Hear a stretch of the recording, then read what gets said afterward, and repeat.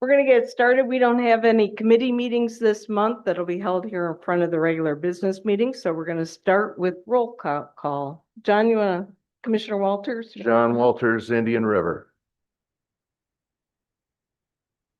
Mark Eister from Williamston, Michigan. Pete Erdley, Grand Rapids. Becky Humphreys from Lowell, Michigan, and I'm chair. Brandon Fewens from Traverse City. Echo Allo, Assistant Attorney General, Lansing, Michigan. And then for Director Bowen, Craig Burnett from Lansing, Michigan. All right. Good morning, everyone. We've all had an opportunity to take a look at today's agenda. Can I have a motion to approve today's agenda? So moved. A second? Second. Any discussion or edits? Hearing none, all in favor, say aye. Aye. Those opposed, the same. The agenda is approved. Meeting minutes. Brooke sent us out the meeting minutes earlier this week, I believe, and I know I've gotten my edits in. May I have a motion to approve the meeting minutes? Second. Are there any edits or comments? Hearing none, all in favor? Aye. Those opposed? Meeting minutes from the June 10th meeting are approved.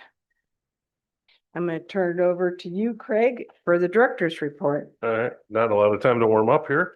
So before we get into the my report, I'd like to make one announcement.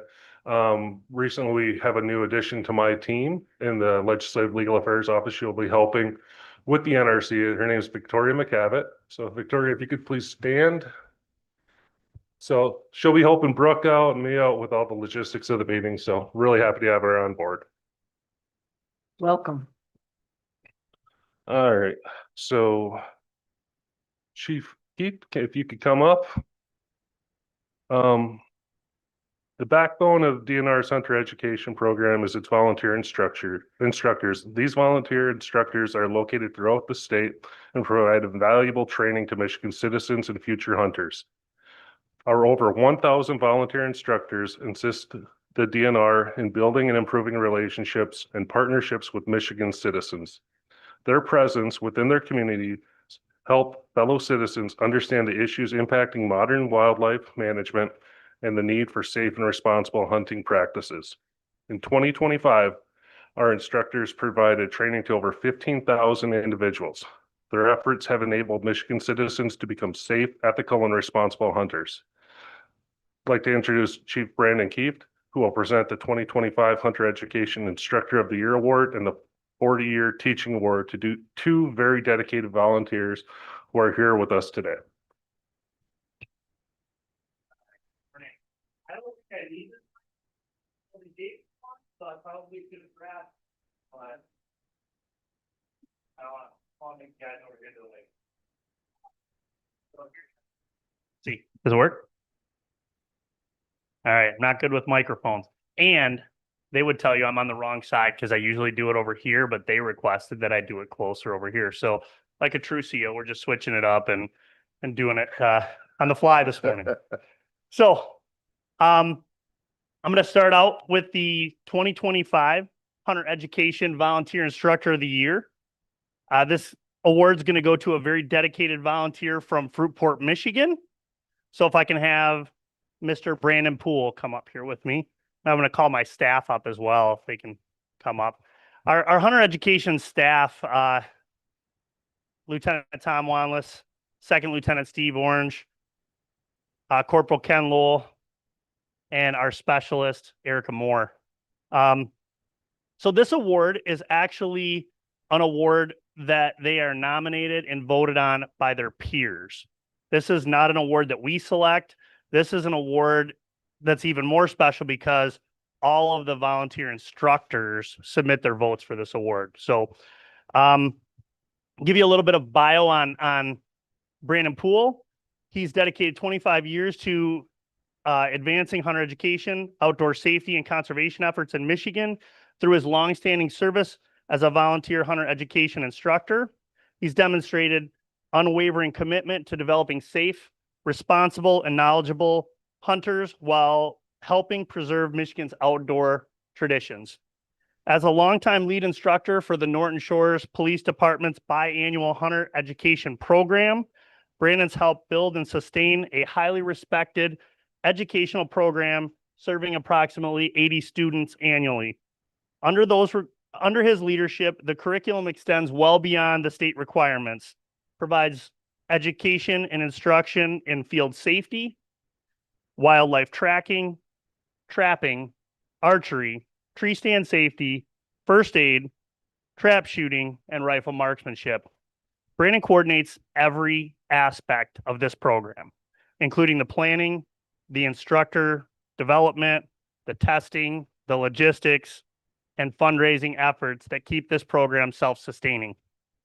Recognizing the importance of preparing future leaders, Brandon's also prioritized recruiting and mentoring new instructors, ensuring long-term success and quality of hunter education in his community. Through coaching, training, and succession planning, he's helped build a capable team dedicated to maintaining the highest standards of instruction and safety. Brandon's impacts extend well beyond the classroom, though. For approximately 20 years, he's also served the Sportsmen's for Youth as a board member and a past president, helping provide hands-on outdoor education experiences to approximately 2,500 youth annually. His commitment to conservation and responsible outdoor recreation has helped introduce countless young people and families to ethical hunting practices, wildlife stewardship, and Michigan's natural resources. In addition to all this volunteer work, Brandon also serves as a lieutenant with the Norton Shores Police Department, where he oversees investigations and community outreach. Through his career, he has consistently demonstrated the passion for public service, education, and community engagement.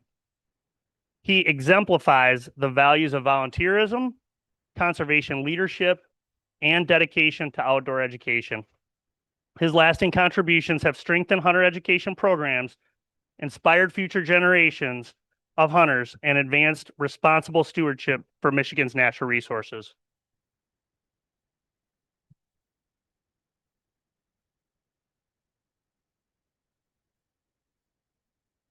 His dedication to Michigan's recreational safety classes continues today and in the future.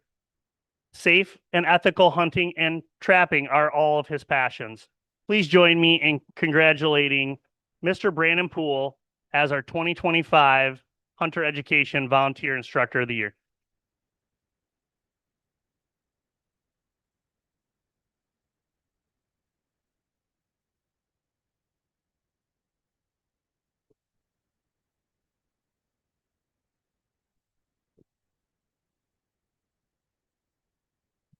Nope. Yep. Tom, do you have anything else? Do you want to say anything else? Okay. Excellent. Thank you. Appreciate it. Thank you.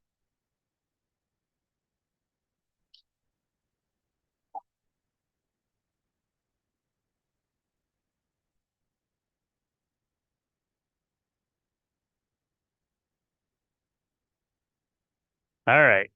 Well, kind of fitting. You do this job long enough and you have connections kind of with a lot of the people that you run into. And I grew up in the Muskegon area near Fruitport. So I got talking to Brandon this morning, and it's always nice to have personal connections and know when somebody's talking about the area that you grew up in, or that they're helping the kids in the community that you started in. So I had a chance to talk with Brandon this morning, but also our next person, and I'm going to call up Donald McClellan. Donald's going to get a 40-year service award. Our volunteer instructors donate countless hours to help support the DNR's mission. They play a critical role in training the next generation of our hunters. Some instructors have given 40 years to teaching. Donald is one of those instructors. He started working as a deputy sheriff with the Oakland County Sheriff's Office in 1975 and had a variety of assignments, including working with the Marine Division, where they teach boater safety, ORV safety, snowmobile safety, and hunter education. He retired from the county in 2005 as a captain and followed that up with 12 years as the chief of staff at a small police department. So we have 2 law enforcement officers out here today doing a lot of volunteer work within their communities. So Donald continues to teach hunter education classes at the Oakland County Sportsman's Club.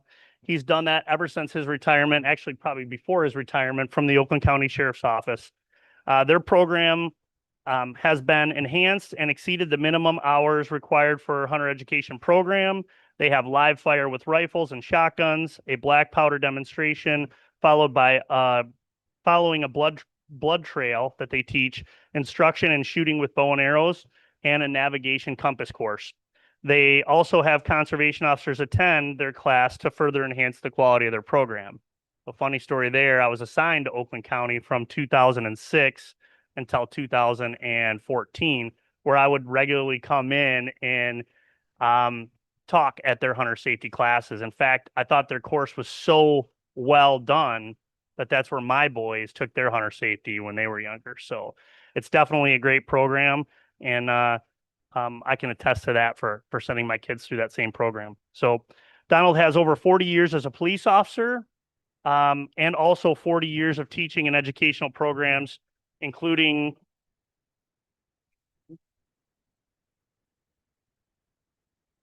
university courses up to and including doctoral candidates, and has given a unique unique skill set to teach Michigan's hunter safety education program.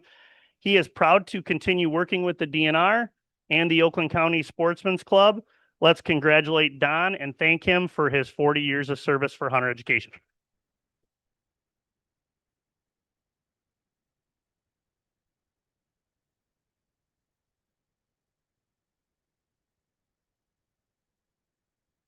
All right, turn it back over to you. Thank you. Are we going to take a break? We are, Chair? we're going to take, commissioners, we're going to take a quick photo break out in the hallway and we will be back shortly.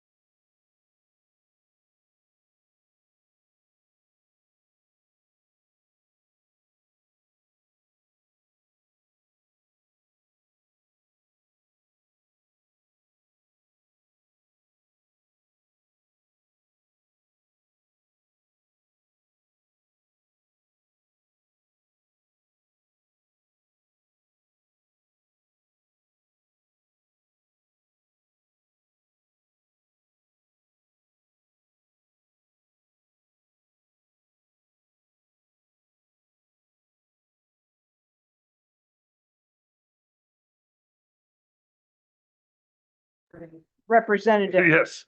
Mr. Craig. All right. If I could have Matt, Diana, and Heather Hedinger from Fisheries Division come forward to give the Centrarkid Committee update.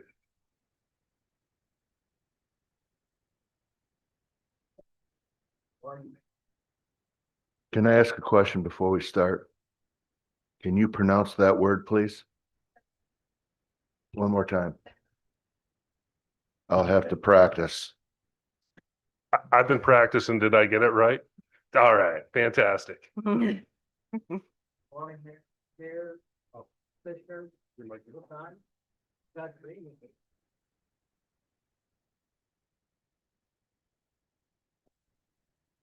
Test. Here we go. Good morning, Madam Chair and Commissioners. Today we're going to talk about Centrarkids. And I got Heather Hedinger from Traverse City. She's a fish biologist up there, and Matt Diana from Plainwell. He's also a fish biologist. I want to thank Commissioner Walters for asking us to talk about this. Centrarkids actually represent the most popular and accessible fish in Michigan. These are our bass, bluegills, pumpkin seeds. So excited to talk about it, and I'll turn it over to Heather. Yeah, 3 lights on. Yeah, maybe we'll just pass it back. Okay. There we go. That's a little better. Okay, so what are Centrarkids and why is their management important here in Michigan? So to kind of define Centrarkids a little bit, when we say the term Centrarkids, we're referring to a family of fish that includes the sunfishes. So here in Michigan, that species like bluegill and pumpkin seeds, crappie, rock bass, and you'll hear us refer to black bass. Black bass is a collective term for smallmouth and largemouth together. And as Jay alluded to, these panfish and black bass are super highly sought after here in Michigan. So when we go back and we look through our creel data, we look at summertime creel data, 95% of the fish that people harvest, take home, are panfish. Matt's going to talk a little bit later about a 2022 panfish survey that we did. It was a targeted panfish survey. 86% of the respondents to that survey indicated that they were specifically targeting panfish. So super popular fishery. And a lot of that has to do with accessibility. We kind of joke in Fisheries Division that panfish, especially bluegill, are like the gateway fish. If you took a poll of us in the room, you know, how many of us, our first fish was a bluegill, it would be overwhelming, right? And a lot of that has to do with the fact that if you've got a body of water, if you've got an inland lake or a good shoreline, the odds are good you're going to catch panfish and bass. So they're super highly accessible. They're excellent table fare. You know, they are the subject of many a Friday night fish fry in the summer in Michigan. So people are targeting them for table fare. They create year-round fisheries, essentially. You know, we see a ton of open water effort for bass and panfish. Wintertime, when we've got good ice available to fish, we see a lot of panfish activity, so they're a broad resource to utilize. And we know the popularity of bass tournaments in Michigan is huge. I have 2024 data on the slide here, but the 2025 data is very, very similar. The pattern is that we routinely see over 2,500 tournaments take place in the state of Michigan, over 300 bodies of water, and they generate almost 60,000 angler days of effort. So bass tournaments are proven to be a very popular activity here. So when we talk about Centrarkids, when we talk about panfish and bass, there's a lot of overlapping management issues, and I should have added strategies to that too. Our most important strategy that we utilize in Fisheries Division is what we call status and trend surveys. So status and trend surveys are a very specifically formatted survey. We conduct these surveys using very specific gear types, net types, and electrofishing equipment. We conduct them on bodies of water during specific timeframes and water temperatures. And the goal with that is to target, for the most part, panfish and bass, and be able to have good, consistent data to evaluate those populations. We know within lakes that populations can vary, that our management goals can vary, and utilizing these status and trends methodologies gives us a good way to actually sit down and make lakes comparable to one another because this data is standardized. We have limited regulatory options when it comes to these two species. Not saying that is a good or a bad thing, but when it comes to using regulations to manage these two species, for the most part, we're working within the confines of a statewide regulation, whether it's a statewide minimum size limit or a statewide bag limit. Currently, we have no management plans or statewide strategies for either of these two groups of fish, and we'll talk a little bit more about that later. And one of the critical things here with these fish is they have significant periods of time where they have overlapping habitat. And what also comes with that is they have overlapping issues that affect both groups of fishes concurrently. Some of those issues that we're seeing is increased nearshore development and thus the increased loss of littoral zone or nearshore zone habitat, which is critical for both groups of fish. And along with that, we're seeing some impacts from aquatic vegetation treatments that are occurring in our inland lakes. So a little bit of a history here. So after some pretty significant conversations with bass interested groups and constituents in the 2020-2021 era, we decided to establish a Black Bass Committee in 2022. These two groups of fish are some of the few species we have that we don't have individualized committees for, or work groups for. And I was appointed chair of that committee at that time. Concurrently, Matt was having conversations around panfish. And he was having discussions about a sunfish management plan, and some other biologists had some projects that they wanted to develop around sunfish. So he's having this conversation, and what led from that was an issue statement to management team about developing a sunfish committee in 2023. Matt and I started having conversations. We were realizing the overlaps with these two groups, and specifically the overlap in staff interest. Obviously I just discussed the centrarchids have very similar issues that they're facing, and we had staff members who wanted to be on both committees.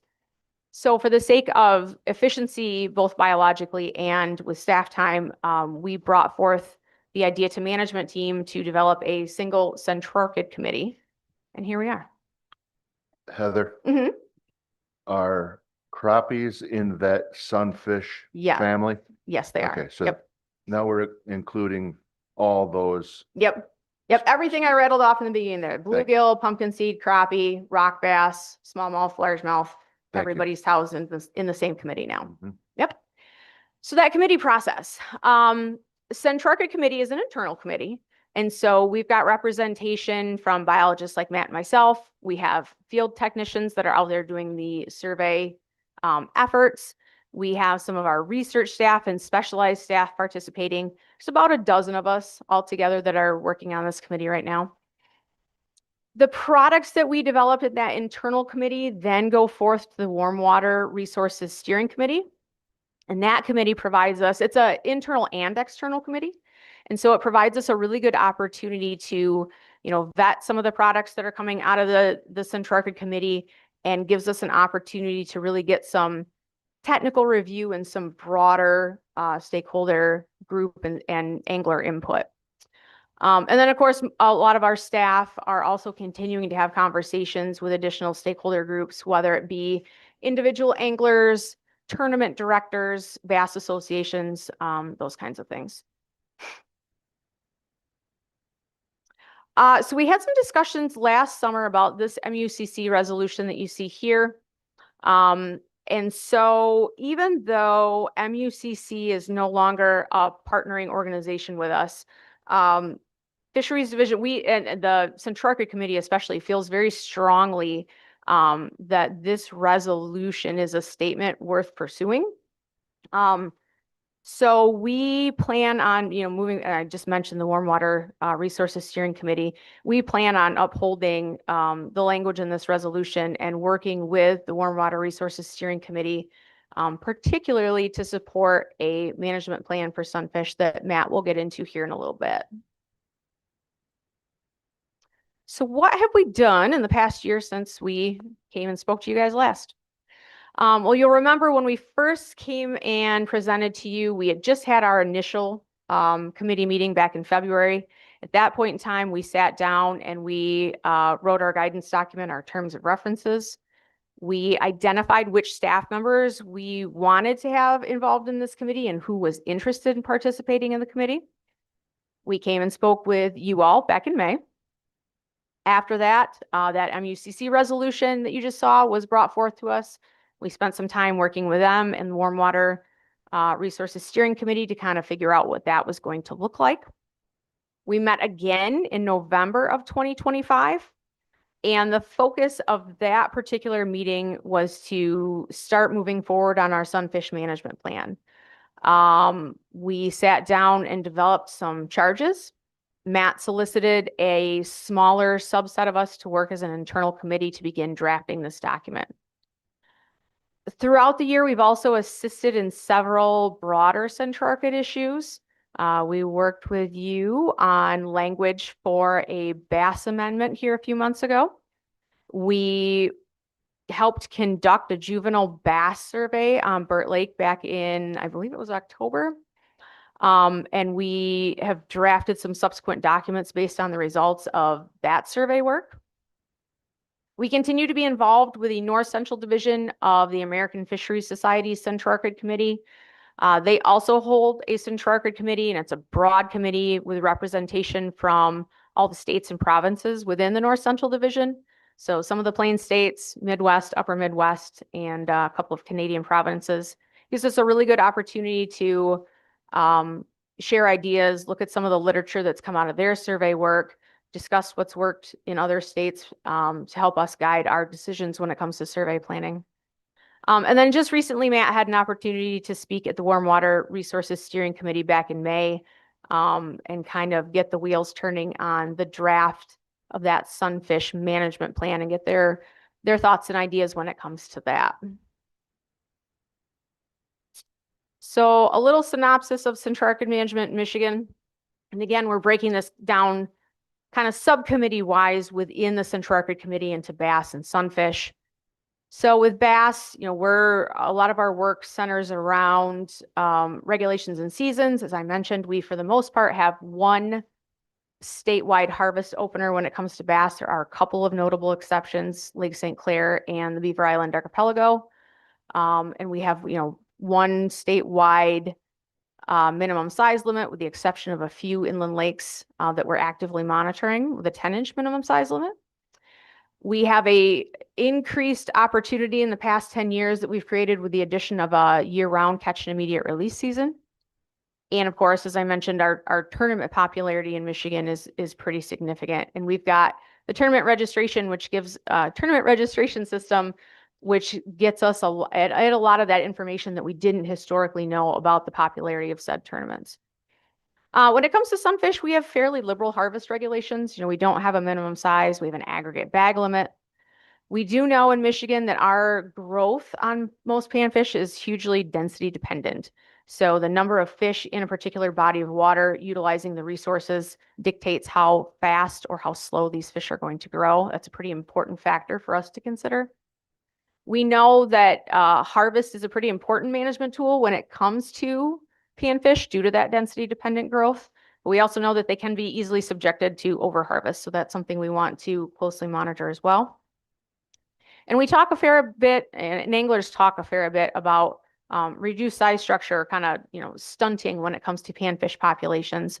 That ties back to that density dependent growth issue and reproductive practices. Most panfish are nest habitat spawners. And so as such, they're hugely reproductively successful in our bodies of water.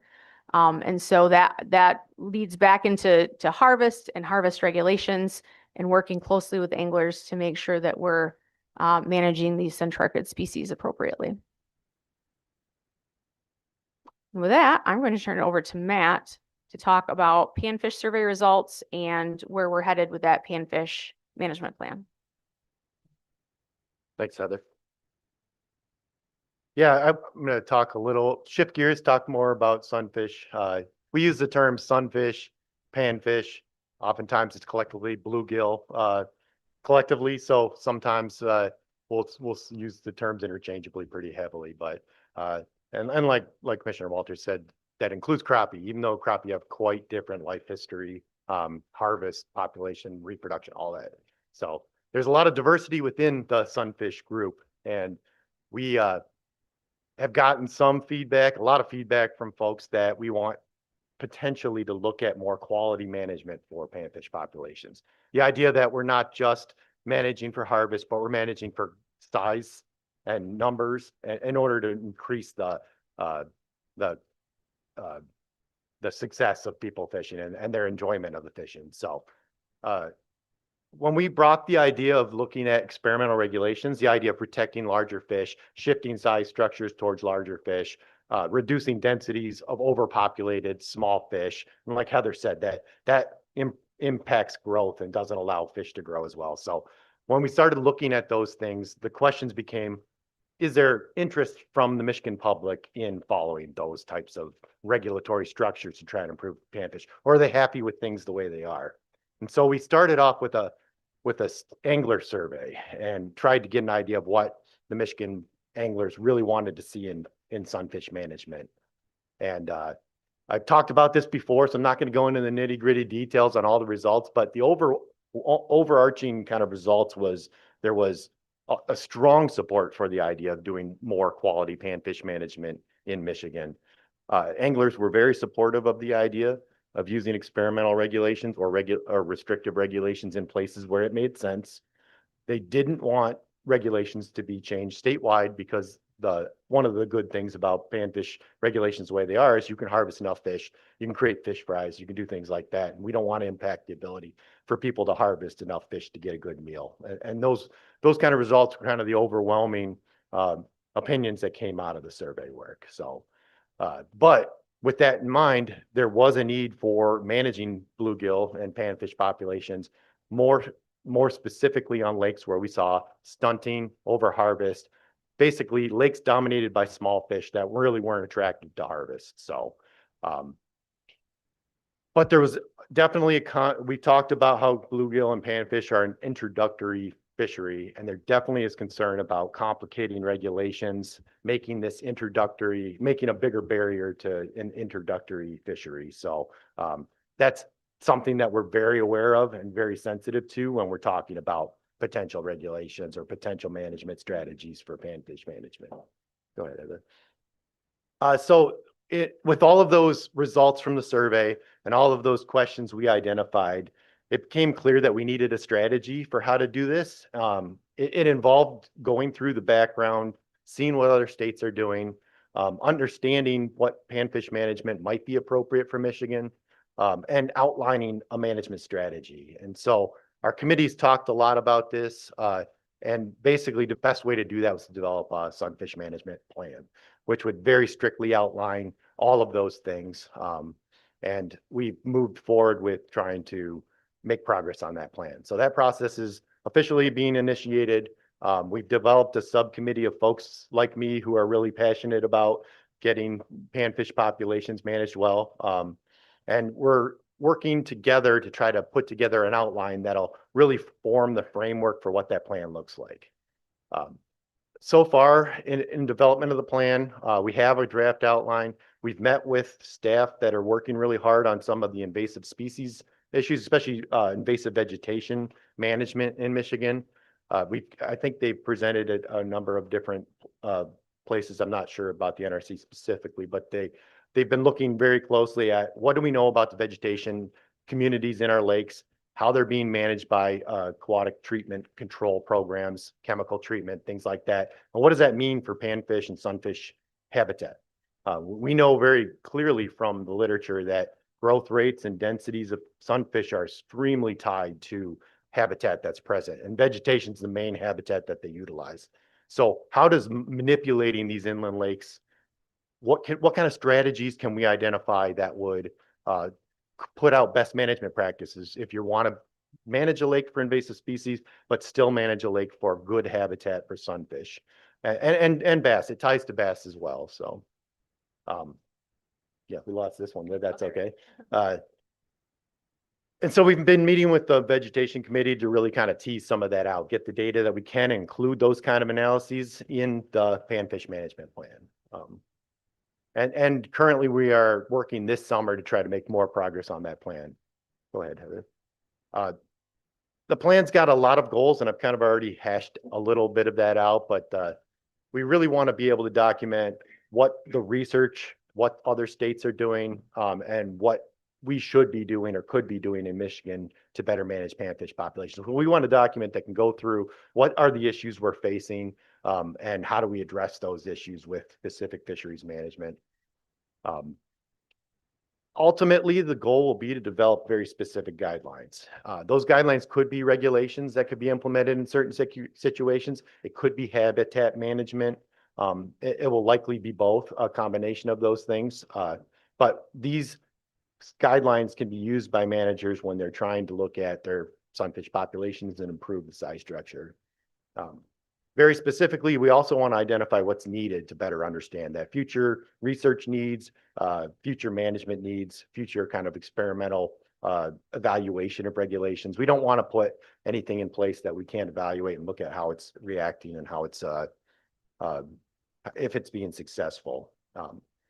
And then also how to implement those regulations and do it in a way that is popular with anglers, that's understood by anglers, doesn't create a barrier to entry to those fisheries, and actually has compliance. If we don't have compliance with regulations or buy-in from the public, then they aren't going to be successfully implemented, and we can't get the benefits that we're hoping to get out of them. So we want to make sure that where we implement management strategies, that they're supported and that they're favored by the folks involved, and that there's buy-in so that we can have success. Go ahead.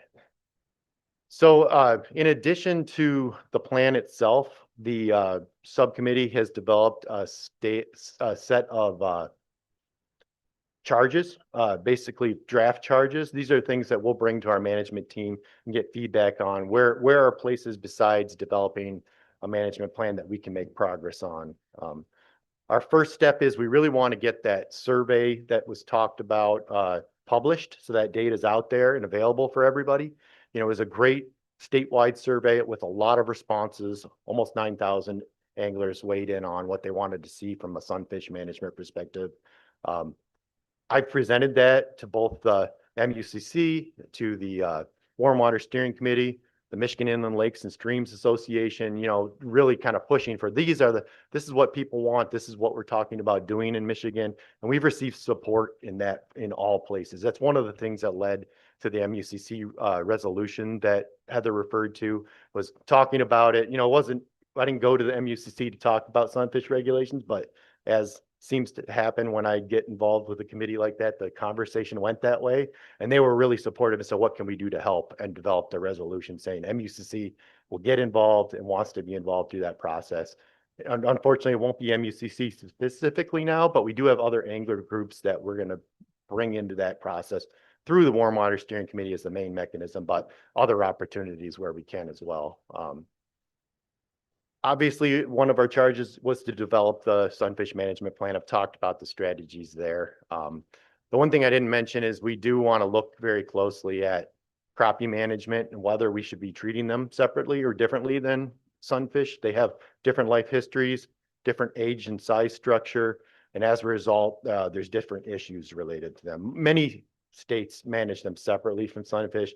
I'm not suggesting that we do that here, but we do want to dive into that and understand better if there's a need for that. And then finally, the committee will serve both from a sunfish and from a bass perspective, kind of as the expert committee for the DNR, so that when questions come up about sunfish and panfish management, bass management, we can provide information, expertise. If that information or expertise isn't available, we'd be the committee responsible for diving into what's known, the science, and really kind of reporting that back to the public.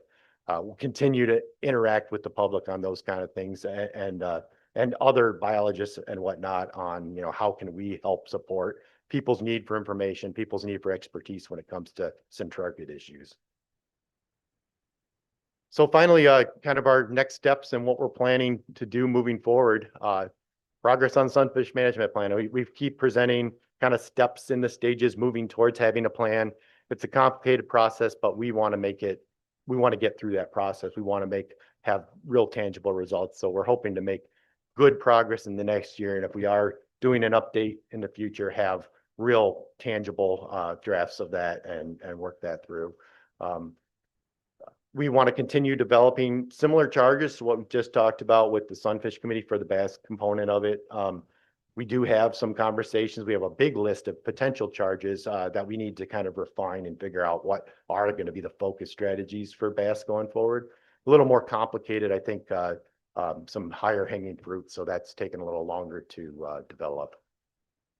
I mentioned serving as the statewide expert. That's something we'll continue to do. Education and outreach, I already talked about that some, but I think that's real important. Making sure that folks are aware of what the committee's doing, what the committee's role is, reporting that back to the Warm Water Steering Committee, commissioners like yourself, making sure that y'all are aware of exactly what we're trying to do for sunfish and bass management. We continue to work on developing a list of what kind of research is out there, what kind of research is being done in Michigan, help supporting that research, help develop the research needs as they go forward. So we can be a sounding board for that expertise again. If we're aware of the kind of work that's going on, we'll be very quick to be able to publicize what's happening and feed that back to the public. We continue through that process working with staff, stakeholders, and research staff, developing future objectives and upcoming work that can happen in Michigan. And then continue to incorporate that into the public feedback process, which primarily for warm water species is the Warm Water Species Committee. So, or the Warm Water Steering Committee. And that committee, I don't think we talked too much about it, but it's developed from all the different groups that have constituents in that. So Sturgeon for Tomorrow, Largemouth Bass Federation, Muskies Muskies Alliance is in there. So Michigan Muskie Alliance. So there's a lot of different angling groups represented there, and they're supposed to be the sounding board for these types of issues. And so we'll continue to work with them. We really want that input coming from the public to feed directly into what the plan becomes. The goal is not to create a plan for our division, but to create a plan for people in Michigan. And that's, I think, what we have for update, right?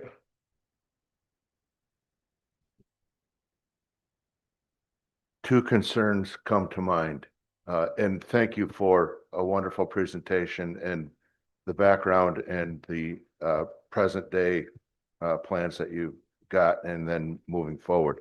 The two concerns that I have, one is on species specific on crappie.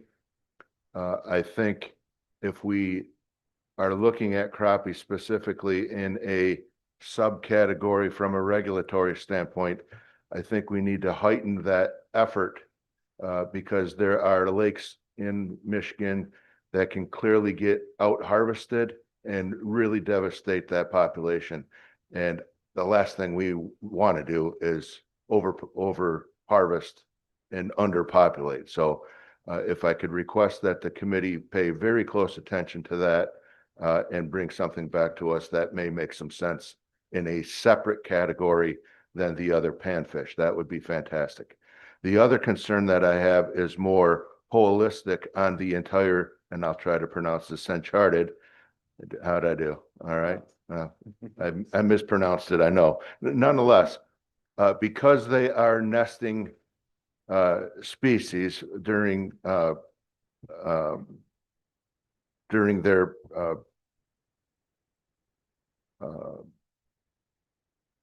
well, they're nesting species when they're creating their young. We also have some lakes, not all lakes, that have gobies. And the concern is those gobies surround those nests on all these species. And when that male that is guarding the nest is removed from that nest due to angling, those gobies go in and take the eggs and the fry that are there. When the male bass comes back to guard, there's nothing to guard. I think we need to really pay close attention to what is the young of the year. We know that the species themselves that are thriving and doing well in the lakes are getting bigger because they're eating the gobies, but the gobies outpopulate the other species. If we don't pay attention to what is going on from the young of the year and recruitment, we could be in a catastrophic situation. I'm not saying that it is, I'm saying that it could be, and I think we need to heighten our awareness relative to that phenomenon because we've got an invasive species on the given lakes. And if we need to make sure that we want to protect those nesting species, we may need to regulate accordingly. We tried to do that last year. It didn't quite have the mustard, and I understand that because we didn't have quite the data that we needed. And that's why we rely on you. And for those that don't know these two, they are the premier experts of these species in the state, and I would even argue the country. So I greatly appreciate you coming, and I have great admiration for what you do. So thank you very much. Commissioners, any other questions? I have a quick one. How will this, do you envision down the road then there'll be plans, management plans that lake associations will buy into for their lake treatment, vegetative, treating Eurasian milfoil and all the cover it provides, more cover than we want, but nonetheless. Yeah, so with these species management plans, the goal is to develop a document that obviously helps us guide decisions, but also provides the tools for those lake associations to have that information at hand. And so, so we kind of talked about low hanging fruit. Matt had kind of set the stage for this panfish management plan, so we're working on that one first. The committee ideally would like, once that's completed, we'd like to do a black bass management plan as well. And within those plans, we would like to, we'll identify management strategies that aren't necessary. Obviously it's going to guide fish division work and our survey work and what we're recommending, but it's also going to give content to those lake associations and property owners to better understand where our advice is coming from, what, the data that drives those decisions, the literature that drives those decisions. So yes, at the end of the day, these management plans are for us to help create management strategies on these bodies of water, but they're also for riparians and lake associations to have that data available to them and understand where these decisions are coming from and make educated decisions on their own as well. Okay.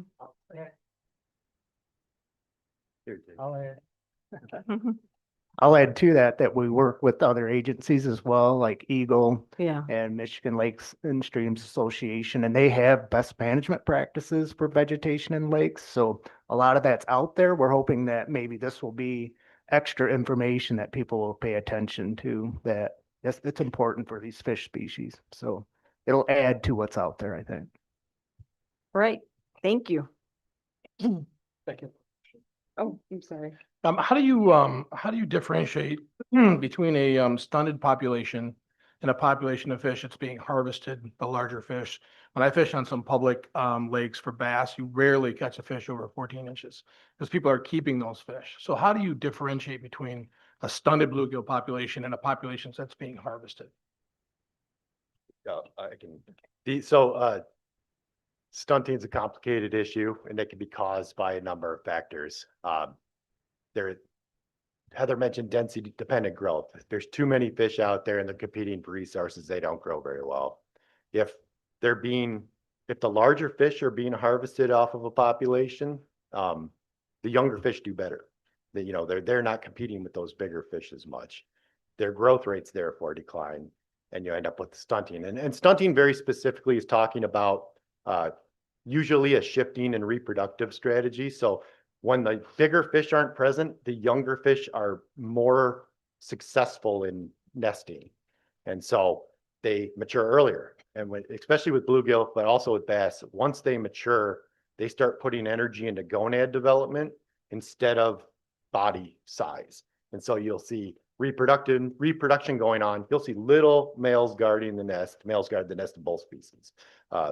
And those little males will put so much energy into reproduction that they don't grow. And so it's kind of a combination. Over harvest can absolutely cause stunting because you remove those bigger males. And the way, especially in bluegill populations, they compete for nesting space. And so the little ones try to come in and nest, the big ones dominate, the females prefer the big ones. And as a result, all the successful reproduction happens on the larger size population. This is too much information, I'm sorry, but but yeah, so that it's kind of that dynamic. It's a social dynamic, it's a sexual dynamic, it's a reproductive strategy issue, but over harvest can drive it by taking those bigger fish out of the population, shifting the age of maturity younger, and causing more and more small fish, reduced growth rates, and then you get stuck in a cycle that's really tough to get out of. What we've seen in other states is by limiting the harvest to those bigger fish, the smaller fish don't do as well. And so you start to see a reduction in the survival of younger fish, better growth rates of the ones that do survive, and that changes the size structure. So yeah, and it can be tough to tell if it's over harvest alone or if it's other issues, but the presence of bigger fish in the population seems to shift it back. And so protecting those fish is pretty critical for for bass, it's a little different because harvest isn't always the issue. It's such a catch and release dynamic that it really is more of a resource issue with bass. Too many young fish, all competing for the same resources, and less growth seems to be more common than harvest, but we do see cropping off at that 14-inch size limit still, even with the catch and release ethic that we have nowadays. So, so yeah, I guess my short answer is it's complicated, but yes, over harvest is definitely part of that. Okay, thank you. Just a follow-up, based Okay, on Commissioner the conversation we're having. It is very popular for anglers to go out while nesting is occurring and pulling the big fish off these nests. Describe the concern that you have when that occurs, and should we be cognizant of that? Yeah, they're definitely vulnerable, especially panfish off the nest. I've done a lot of research with trying to take bass off the nest, and there's some natural feedback where they get aggressive, but not necessarily while eggs are on the nest. So yes, you can harvest fish off the nest easily. And like Heather mentioned, most of these species are so reproductively fecund, or they spawn with so many offspring, tens of thousands of eggs on each nest, tens of thousands of nests in a lake, that individual nests don't seem to be as critical. We have compensatory reproduction where the nests that don't do as well, they survive better. And so you really get a standing stock of fish out there. It doesn't matter necessarily which nest they came from. It does, because there's genetic implications and things like that. But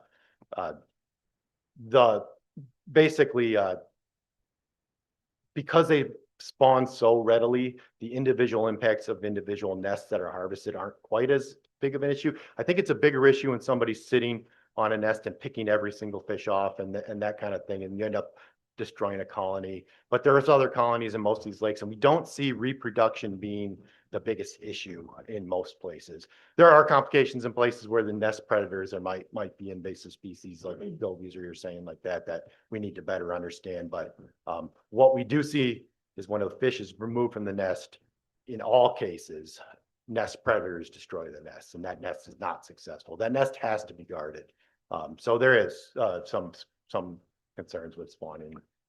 So if we're attempting to move to a quality species in these panfish, and we're removing during spawning season and during guarding season, removing the big ones, is that a very good strategy?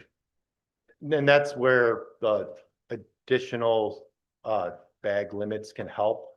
When you're on a nest of 50 fish, only being able to take 10 instead of 35 could change the dynamics there. Because it's not about leaving them all, it's about leaving enough to keep that population working the way it is. So yeah, absolutely. Yeah.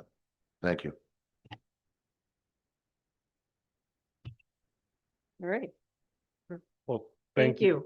Thank you for coming in. Actually, if I could, before we let Jay leave the table, there's two other announcements that I think would make sense for the commissioner and the audience too. So at our fisheries division, Assistant Chief Ed Aish is retiring at the end of this week. And Jay Wesley here has been selected. He'll be starting in that role as Assistant Chief next week. Congratulations, wonderful.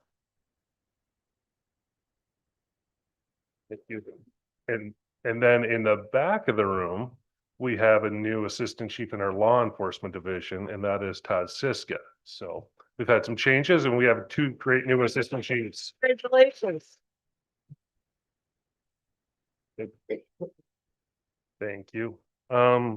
Next up, we're going to move into wildlife division, and we have Dr. Barb Avers to talk about the muskrat trapping season updates.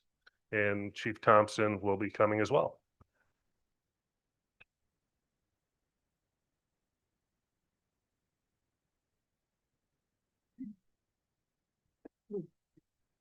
All right, good morning, commissioners. Morning. So I'm going to be presenting a change that we're proposing due to some concerns that were expressed over the recent changes to the muskrat trapping seasons. And just a little bit of background, at the April 8th meeting, you guys will recall that the Natural Resources Commission approved Wildlife Conservation Order Amendment number 3 of 2026. That was for the fur bearer and small game management seasons. That changed the resident and non-resident muskrat trapping season to November 1st to the Friday before the last Saturday in April in all 3 of our trapping zones. And that was, as requested by the commission. Prior to this regulation change, both the muskrat and the mink trapping seasons were the same in each zone. So in this, the table on this slide here is showing what those new season dates are for the muskrat trapping season, as well as for the mink trapping seasons. And as you can see, those start dates for the muskrat and mink season no longer align in both zones 1 and 3. And then the muskrat season extends well into the spring, while those mink trapping seasons end at the beginning of March in all 3 zones. So the concern here, since those changes were made, we have had several Upper Peninsula trappers that have reached out to the department and, expressed some of their concerns. And, basically, especially in the North Zone, due to that change with the change in the start of the muskrat trapping season in Zone 1, there's going to be 7 days at the beginning of the mink trapping season when any incidentally caught muskrat cannot be kept. And that is the portion of the mink trapping season that has the most trapper participation. So hence the concern. And also that, they have told us that virtually all of those mink sets will also catch muskrat. So the trappers have expressed this concern that they won't be able to keep, those muskrats, and that they will have to discard any of those caught during that 7-day period of the mink trapping season. And of course, they view that as wasting the resource. And the department, we agree with that. I think those are valid concerns. And so we're recommending a change to address this. And then also the trappers, when talking with them, they did also express that they don't want to see the start of the mink trapping season moved back to November 1st to address this. And that's because there's a lot of years where that first week of the mink trapping season is really the only one without ice formation on waterways. So a couple of additional considerations here. Some similar concerns that we have regarding the take of incidental muskrat and mink. The big one there is also in Zone 3. The muskrat trapping season will begin with 9 days where only muskrat can be kept. So any mink caught incidentally in those muskrat sets will also have to be discarded. That will also likely be viewed by, stakeholders similarly with that concern of, wasting the resource and not being able to keep those. So we're also recommending a change to address that concern in Zone 3. And then also just of note, in all of the zones, all 3 of the zones, the muskrat trapping season extends nearly 2 months after the close of the mink trapping season. So trappers are going to run into the same issue during March and April if they incidentally catch a mink while they're trapping muskrats. On private lands, this concern will be present year-round outside of the mink trapping season because of the new management season that was established on private lands. So we're concerned about this. However, the department, we expect a lot less participation in muskrat trapping during this time period. So we're not proposing any change to address this issue at this point. Just bringing it up as a potential concern and just monitoring, you know, how that goes with the establishment of the new management season. So our recommendation, in order to address this, the department's recommending an amendment to the wildlife conservation order that would change the muskrat trapping season start dates in both the UP Zone 1 and also the Southern Lower Peninsula Zone 3 back to what they were previously so that they align with the start of the mink trapping season in each zone. So this means that the muskrat season in Zone 1 would be October 25 to the Friday before the last Saturday in April. And the muskrat season in Zone 3 would be November 10 to the Friday before the last Saturday in April. There's no change being recommended to Zone 2 because those, the mink and muskrat trapping seasons already overlap there. And just a clarification here, we wanted to, you know, clarify that the wildlife conservation order currently states that the management season for muskrat shall take place outside of the open muskrat season.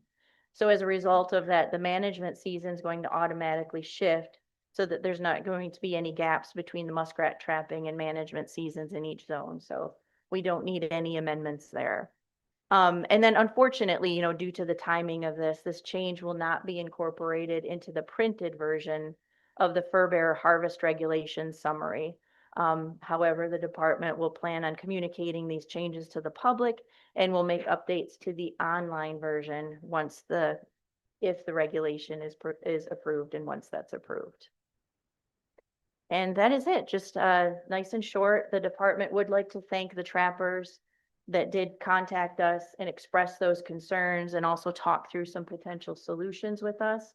Also want to thank the commissioners. And then if you have any questions, Sarah and I will try to answer those for you. Commissioner Walters, I know you and I have talked about this. You want to say a few words? Sure. Just for clarity, these regulations were clearly an oversight when we were first addressing open season and management season. Had they been brought forward previous, we would have adjusted those then, but unfortunately it was an oversight. And I think it's a great idea to address that now. Relative to keeping or not keeping a muskrat during management season, it is legal to keep them during management season on private land. On public land, one would need a permit from the department. So just for clarity in that regard, and I think that's important, especially when we're getting calls from UP trappers saying, I can't keep a muskrat even during management season, and that's not exactly correct. So just for clarity, we want to make sure that if on private land, one can keep those muskrats during management season, and on public land during management season, a permit is required from the department. Thank you, Commissioner. Any other comments? Well, thank you. We got a few calls on this also. Appreciate you correcting the oversight and bringing it forward. You're welcome. Thank you. You bet. All right, next up, we'll move to the Earn a Second Buck pilot program. We have Dr. Brent Rudolph will be showing.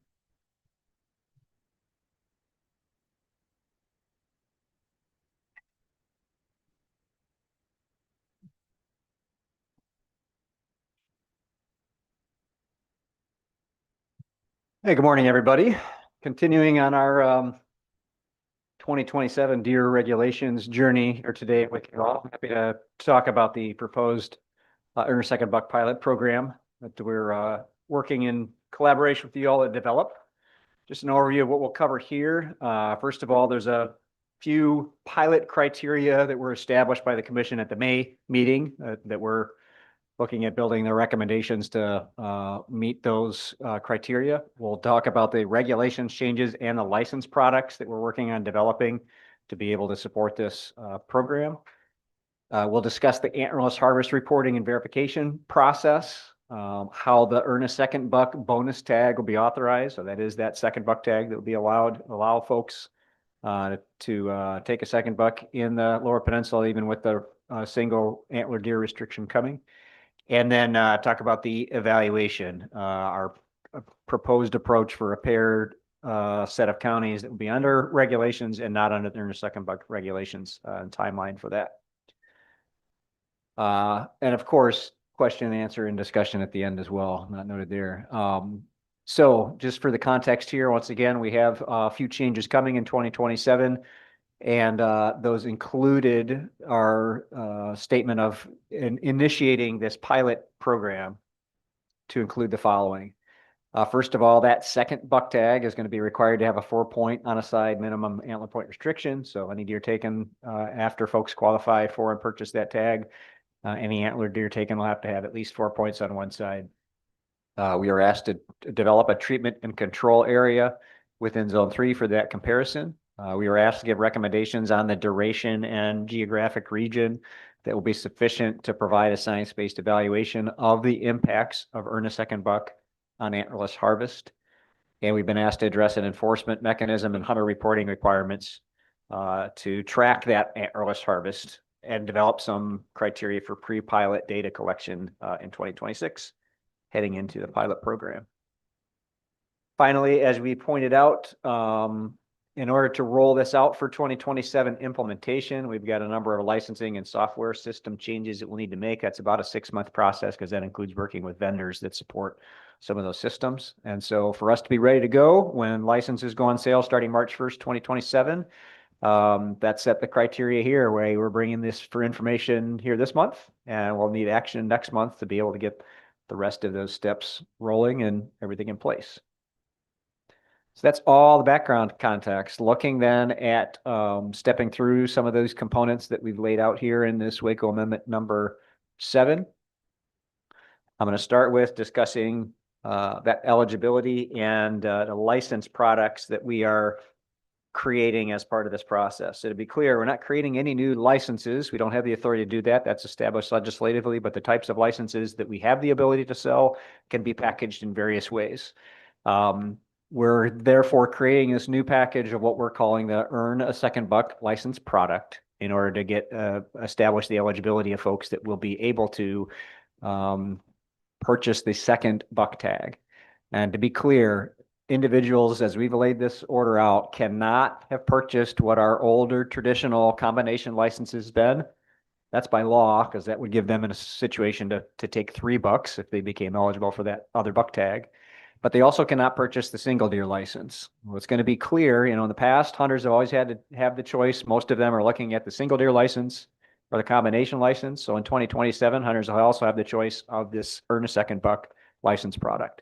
And for anybody that hunts in those counties we're recommending for this Earn a Second Buck program, shown here in the white or lighter gray outline, Barry, Hillsdale, Ingham, Kalamazoo, and Lapeer, our recommendation would be purchase the Earn a Second Buck license product. That'll get you the opportunity to participate in this pilot program. Again, the other key part of criteria of the qualifications is they have to harvest and report an antlerless deer from those Earn a Second Buck counties. So they buy the package to begin with. After they purchase and after they harvest and report an antlerless deer, they will become eligible for the Earn a Second Buck bonus tag, that second buck tag. So a version of this map is on page 2 of the memo. I've kind of condensed the cheat sheet table that we've used to give hunters insight on what kind of deer they can take with different tags to focus on the Lower Peninsula where this is mostly relevant. So for the options, when they purchase the Earn a Second Buck licensed product, they'll initially get 2 tags. One of them will be valid for an antlered deer. It will be in most areas of the Lower Peninsula eligible for any antlered deer, no minimum antler point restriction. They will again have the option if they want to use that on an antlerless deer as well. So that's their choice for tag 1 in most of the Lower Peninsula and in all of those recommended Earn a Second Buck counties. The second tag is an antlerless only license. So they'll have an option to be able to use that in any season in the Lower Peninsula on an antlerless deer. And then again, the third tag, if they become eligible and purchase that tag, will have that minimum 4-point on a side antler point restriction as indicated. So as we develop heading into 2027, some of our advice for retail sales agents and some of our messaging on our online or Hunt Fish app will be stepping folks through that process. If you hunt in these counties, we recommend you purchase this product. Here's what these licenses or these tags will be eligible for. Here's how you can qualify for the bonus tag. Once again, tag 3, that bonus tag is purchased separately once they've become eligible for that purchase. However, you know, as we deal with very often, where you hunt or where you live does not dictate, or excuse me, where you live or where you buy a license does not dictate where you might use it. And so folks will have the option still to use those tags elsewhere if they hunt in more than one location. So essentially, we're just mirroring what the existing combination license would allow. So if folks do choose to use that first tag in the Upper Peninsula, it will have a 3-point on a side antler point restriction on it. They will have the same option for antlerless use in the Upper Peninsula. The second tag is antlerless. Again, they need to take that antlerless deer in one of those earn a second buck counties if they want to be eligible for the bonus tag. But if something falls through and they make a choice to use licenses elsewhere, they still have the ability. They haven't blown their money on a tag that has a lot of extra restrictions on where they can make use of it. And then again, in the northwest portion of the Lower Peninsula, where our antler point restrictions are in place, they still have to buy those antler point restrictions. So those individuals, that first tag would have the 3 on a side antler point restriction. And then again, just that reminder, that third tag, they are only eligible to purchase it once they've reported that antlerless deer in a designated county. All right. On antlerless harvest. So that covers the products and the regulations changes we've had regarding how they can qualify based on license purchase. Brent, before we move forward Yeah. on licensing, just so that I have it clear in my mind. You bet. So when a hunter goes to purchase, whether it be online or at the store, a combination license, they will have 3 different options, one for the UP, one for the Lower Peninsula outside of the earn a second buck, and then a earn a second buck combination license. 3 different options. Is that correct? No, not exactly. They will still have the option for the old traditional combination license, which includes 2 tags. That's the only way they would be able to use both of those tags on an antler deer is if they use them in the Upper Peninsula. But there's no specific license that only can be used in the Upper Peninsula. So it is a third option. Right. Their option will be the single deer license, which is pretty similar to how it has been before. What type of deer they can take will vary somewhat. That's already been set through the May regulation changes. They can buy the combination license. They will not be able to use both of those for antlered deer in the Lower Peninsula because we'll have a 1 antlered deer limit. Or they can buy the earn a second buck package, which is really a single deer license and an antlerless deer license bundled together, the same price as if they had in the past bought those things separately. But that gets them eligibility if they take and report the antlerless deer to then purchase the earn a second buck third tag, that bonus tag. Do you foresee problems with, I bought this tag and I really wanted that tag, and then utilizing a tag that really isn't eligible for a given area? Yeah, so 2 parts of those questions. Yes, we always have some buyer's remorse or even just confusion. I bought the wrong thing. We have processes in place where folks can return and refund and make a new purchase if they discover that before they've utilized those tags, before they harvest, use those tags. So that's similar. And again, we've had that in the past with the single deer license compared to the combination license and folks realizing, oh, I made the wrong purchase. So that'll be an extra wrinkle, but that, again, will be not dissimilar to how folks have had to make those choices in the past. Regarding whether they'll be confused and use the wrong license in the wrong place, again, we will have the ability to create messaging on these tags. That's part of this process of getting our regulations changes and everything worked out now. We work with the vendor to what will be printed on the earn a second buck license product to make some clarifications. Again, there's always some accidents made. We know that's a fact of life in the whole process. So we'll have a little longer time heading into the actual 2027 season to develop all the Q&As and support for this process, but it will be a new transition for folks to get accustomed to. Yeah, Commissioner. What's What's the status of the late archery season in the Upper Peninsula? The regs. There is still the option for hunters to basically use a buck tag for an antlerless deer in either the early or late part of the archery season. The change that was made is the late you've not been able to use a crossbow in the late portion of the archery season.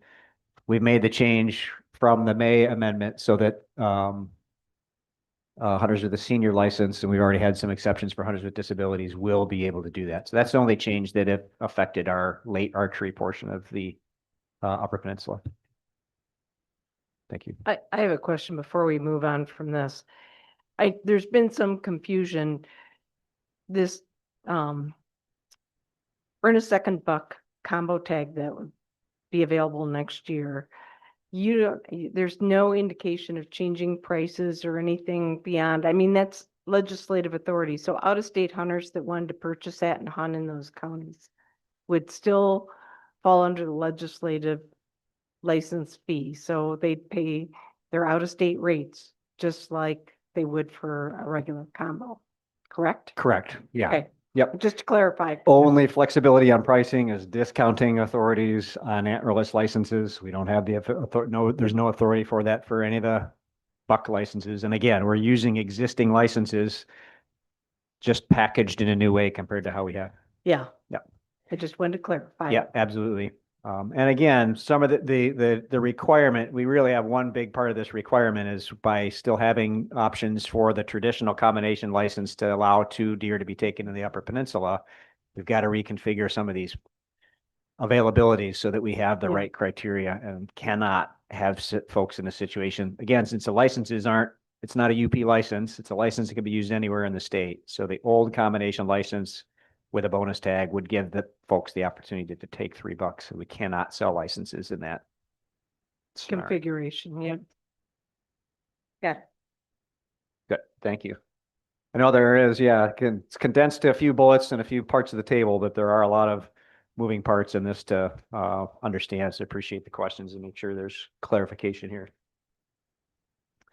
All right, so on the antlerless harvest side, how are we going to verify an appropriate antlerless harvest has occurred? So to be completely clear, there's no entirely infallible way to do this. We could require a deer head to be presented in person at a DNR office when there's someone available to take a look at a deer head. We could require a picture to be uploaded through an online system, providing some evidence of an antlerless deer, of a dead antlerless deer. You know, none of those systems provide 100% certainty that the deer was taken by a hunter, that the deer was taken when and where they said it was. But some of those extra layers would involve extra expense, would require more logistics and time of our hunters, would result in a longer delay in them being eligible for that second buck license, and would put some more demands on staff at a time that's already a pretty demanding time of the year. So we know it's also not perfect, but we will be relying on our mandatory online reporting system with some modifications, a couple key modifications. First of all, again, working with our vendor to put these in place. When someone begins a report on an antlerless deer harvest, and we see that they have purchased the right earn a second buck license package, they'll receive a notification that they could be eligible for that second buck license. So that's one of the parts in the process to be able to make people aware of that change and that potential opportunity for them. We'll also, since we have online reporting, be able to directly link that report once it's submitted to our retail sales system. And so eligible hunters that receive that notification, that complete that harvest report, can be authorized electronically, basically instantaneously, to be eligible to purchase that earn a second buck bonus tag, not having delays in the whole process. Verification, we're still continuing to work through law enforcement division on ideas of how to approach this, but one change we will be making is during that antlerless harvest reporting process, there'll be some type of notification made that a conservation officer may follow up to verify details. So anybody that's making a knee-jerk reaction, I can go online, I can plug in that I killed an antlerless deer and get the second tag. the very least, they're receiving a notification. And again, some of those folks will receive follow-up from a conservation officer. So requiring people to take a second consideration of whether they want to knowingly, falsely submit a report to us with an indication that it's not being taken lightly. And then finally, are we actually going to assess it? Well, we've been working with Dr. Emily Pomerantz at Michigan State University. We'll be developing an evaluation process similar to looking at the impacts on antlers harvest to actually look at rates of false reporting. So that'll be part of this multiple year process and the evaluation. And that'll be important for two things. It can guide our future potential approaches during the second buck regulations. It could also, for example, provide an adjustment factor if we determine what rate of false reporting occurs to know that that will still protect our data quality and integrity. Also, I'm cautious to promise this, but I think we have an opportunity to evaluate compliance with mandatory reporting parallel to this. So we won't have people falsely reporting antlerless deer if they're not earning a second buck. But part of the process of this side-by-side paired treatment and control evaluation, we may have an opportunity to look at reporting of mandatory harvest in the other counties and continue to improve our knowledge of how this data can be used to track our harvest in the future. Again, that'll be a process as we head into the 2027 season, but continue those discussions to devise that evaluation. Yeah, thank you. I think the verification has to be fairly robust. So with DNR officers following up, I think that has to be a very robust effort. And I know that's extra resources, time, and in dollars spent by the department. But in order to hold accountability, if we're not going to have in-person check-ins, we have to have some way to try to get out there and manual put eyes on the situation to ensure that people are being good actors in this. So I'm encouraged to hear that. As far as the second buck tag, I do have some concerns about that being eligible to be used anywhere in the state. We've talked about this a little bit before back in June, and I'm kind of two minds. On one hand, I think it would drive participation. And if the idea is that we're tackling doe density, we want as great as participation as possible. However, currently in Michigan, we're making several big changes at once. With instituting the one buck rule, along with looking at, which is listed in the memo, some of the approaches that the department is taking and looking at research approaches to decrease harvest. I'm afraid we're running into a situation where we're going to have data bleed, and that we run a chance of skewing our metrics that we're going to receive from harvest data with OBR counties, along with earn a second buck, and even the impact it has on these research counties going on. And so in light of that, while I'd like to see as great as participation as possible in those earn a second buck counties to tackle deer density and potentially deer disease, I do think that we would be probably better served, at least right now, to have that second buck tag be only eligible for those 5 counties.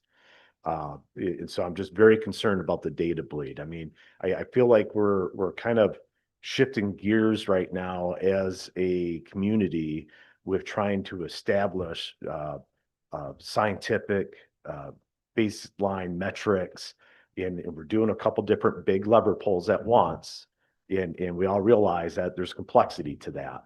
And so while I'd like to see as much participation as possible, it just worries me that we might skew and skew that data moving forward for the different efforts.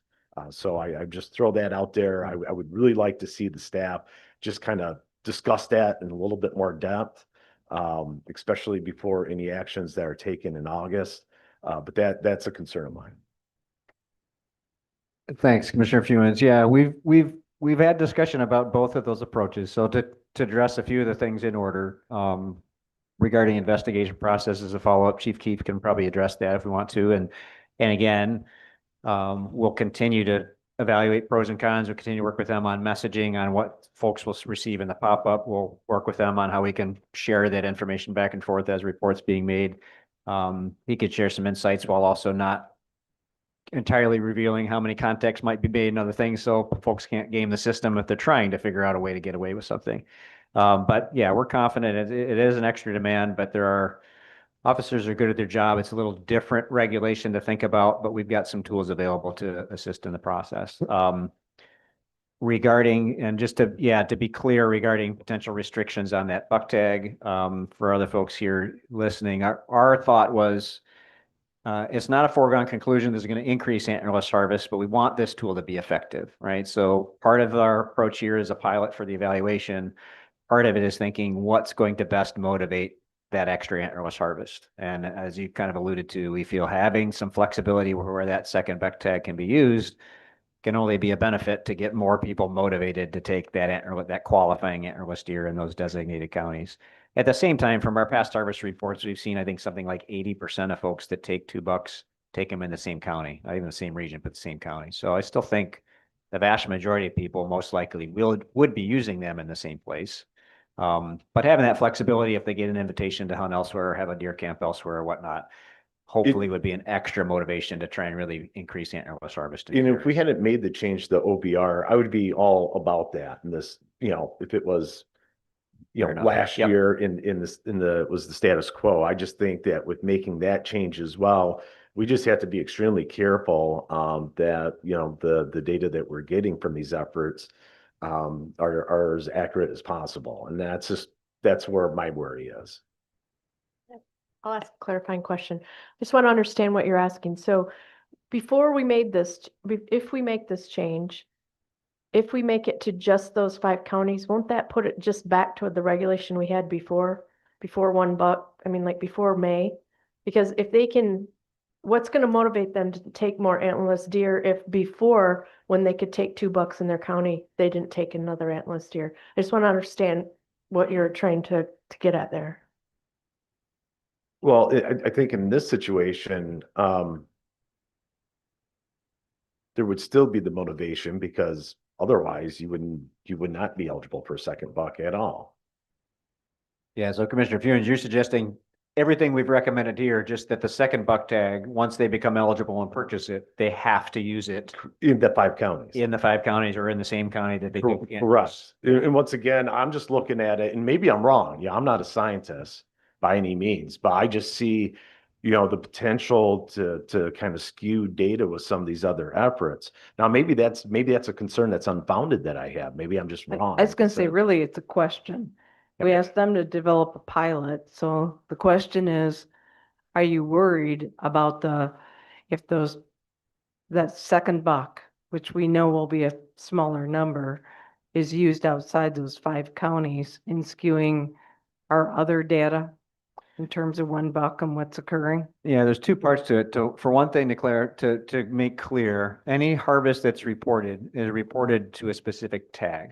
So we'll know both the customer, the license, and where it's reported from. So anybody taking a buck on this second buck license tag will know that customer, will know where it's reported from. So it's not going to be lost in the mix of knowing the impact of that tag. We'll know how many are taken and we'll know where they are reported from. Again, with the assumption that they are making that report.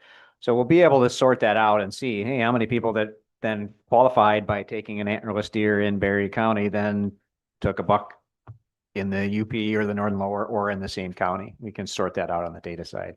And then the broader evaluation of what is the impact of the regulation. I think as we'll go through some of our proposal on how we're going to do the evaluation, and that we might be able to address that and other questions there too. So let me just ask another follow-up question real quick, and then Yeah, we can move on. So we can track where they're being taken, but doesn't that still skew the 1 buck rule data as far as the effectiveness or non-effectiveness of what we're trying to accomplish in those counties? I mean, if we're taking more bucks off the landscape in the OBR counties, that does alter the harvest data. I just, I'm just kind of throwing that out there as thoughts that are bouncing through my mind with this. Yeah, I'm not sure. I mean, again, we'll also, and we refer this as a second buck, but there's not a requirement to use the first buck tag before using the second one. It's just that this is the only way to get, a second one. And once again, we'll have information on all that. We already have information. We've shared some before on the fill rate of the restricted versus the unrestricted tag on old combination licenses. We'll continue to have that as well as we would on the fill rate of all of these various tags. And in terms of the impact, again, we might be able to get into it as we talk about the broader assessment of effects here. I guess there's two ways to look at it. Some folks would say, well, that we're identifying counties who are going to reduce deer numbers. A buck is a deer as well. It is a reduction. Obviously, we know the bigger management impact is trying to reach better antlerless harvest rates. And then from the other side, that second tag being distributed more broadly. Well, for folks that are concerned, well, we've gone to 1 buck limit, and now you're reversing that for some number of people, they'll be able to get 2 tags. There's at least a potential broader diffusion of where those second bucks are than saying you're focusing only people in these counties have the opportunity to take 2 bucks, because there's some folks that are more concerned about that than they are about the impacts of antlerless harvest. I'm not saying that one view is right or wrong, but there's probably different points of view on whether it would be preferable to focus on those areas or to potentially disperse at least some of that elsewhere. Well, let me just say real quickly that I just appreciate all the hard work that's gone into this. That's a very short time turnaround from when we voted in May, and your teams have done just an admirable job working to put this together. So I want to thank you guys. Yeah, thanks, Commissioner. Commissioner Easter. Yeah, I also want. But I had, and I want to focus in on this, being able to take a second buck and any other part of the state. My initial reaction was to that was that I liked it. I thought it was a good idea. And so I don't think I've actually had any in-depth discussions with anybody about it. It's obviously from the reaction from the folks here, there's some people that think it's a bad idea, and we'll have an opportunity to hear from them. I'm assuming they plan to speak to it. So it'd be good to hear why you oppose it.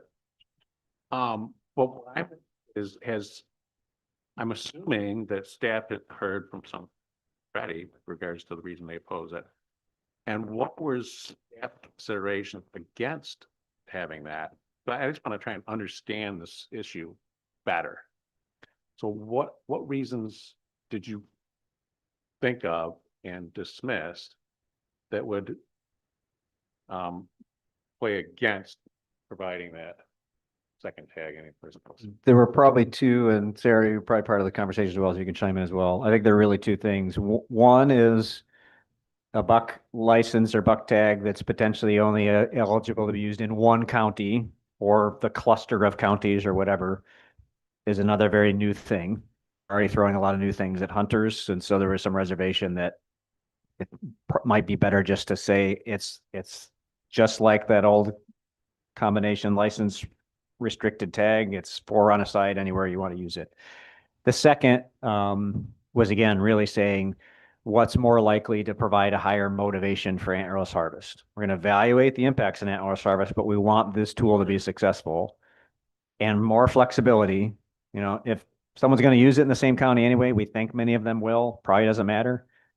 But hey, having an option, I don't have to if I don't want to. I can hunt the county next door. I can hunt my uncle's property. I can go to deer camp in the Upper Peninsula. To our mind, that was really probably one of the biggest motivations, is that will be a bigger factor to increase antlerless harvest than having a product that's more restrictive with how they can use it. Yeah, can I just really add, I think that the idea that you are allowed to use that in a separate county, I'm really in favor. I think it's going to, sounds like staff is going to, it's going to encourage participation in the take a second buck. And can refresh my memory on this, but what's the percentage of hunters that actually take 2 bucks? Around 3 to 6% in different regions. Okay, and then so it's a very small number of hunters that actually take a second buck, and at that small number, you're saying that 80% of them take them in the same county. Yeah, for those that report taking 2 deer, around 80% of them take both of them in the same county. All right, so I think that it seems to me from the data you presented that it provides an opportunity that in the end probably doesn't make much difference in terms of the actual take on the herd. I mean, is that fair to say? Yeah, I don't think it, I mean, we may see a higher rate because it's maybe people that are highly motivated and so forth, but still don't see that being phenomenally higher than what we've generally seen. All right, and I will say that I heard from a surprising, to me, it was a bit of a surprise number of hunters who opposed the $1 rule for the very reason that they were Southern Michigan hunters that maybe took a buck during, especially the bow hunters, and were concerned that they were no longer going to have an opportunity to go up north, that they had camps that they went to up north, traditional hunting up north that was not going to be available to them any longer. And I think that, I think for that reason alone, quite honestly, and given the minimal impact it's actually going to have on the herd, I think that having that opportunity to use that second tag anywhere in the state is a good idea. So thank you. Besides the factors that Brent said, there was a third minor factor, which was we've had a lot of concern from folks about too much pressure on public land. So with the antlerless harvest, if we put a lot of pressure on deer on the public land on antlerless harvest, we kind of want that because overall the county antlerless population is going to decrease, which will decrease the population. However, it's a much more difficult opportunity in those counties to get permission to hunt bucks on private land. And so that would mean that then a lot more hunters would have to go to public land to hunt that second buck. So that's just a little bit more of a conflict with overpopulation of people trying to fight on the resource. And so we just thought, let those people go elsewhere, distribute where those public land only hunters can hunt so that we don't get everyone flocking to the small areas of public land in those areas. Commissioner Walters, did you have something? I do. So I think it's obvious that with the first deer tag, anybody can shoot a buck or a doe, depending on where you're located, anywhere in the state, based on Northwest 13 or the UP would have antler point restrictions, but a hunter can use that first license anywhere they wish. When I first heard of the earn a second buck tag to be also used anywhere in the state, I was completely opposed to it and frankly thought that it should be in the county in which the antlerless deer was taken. I really like what Commissioner Fewens brought forward in that this is a pilot program and this is in my opinion, a specialty product that we're putting out for a pilot, and the 5 counties in which the activity of the pilot is being conducted, those counties ought to be the ones where the antlered or antlers, the second tag, ought to be used. I recognize that we will be collecting data on the OBR. We'll be collecting data on the earn a second buck. Once we start intermingling those, we dilute the effectiveness of the data altogether. It struggles me to figure out and have you figure out for us, what do we consider success and what do we consider failure if we're muddying the water on where that second buck is harvested. I recognize we're going to have few hunters in general entering into the earn a second buck program, but I think we need to keep them siloed.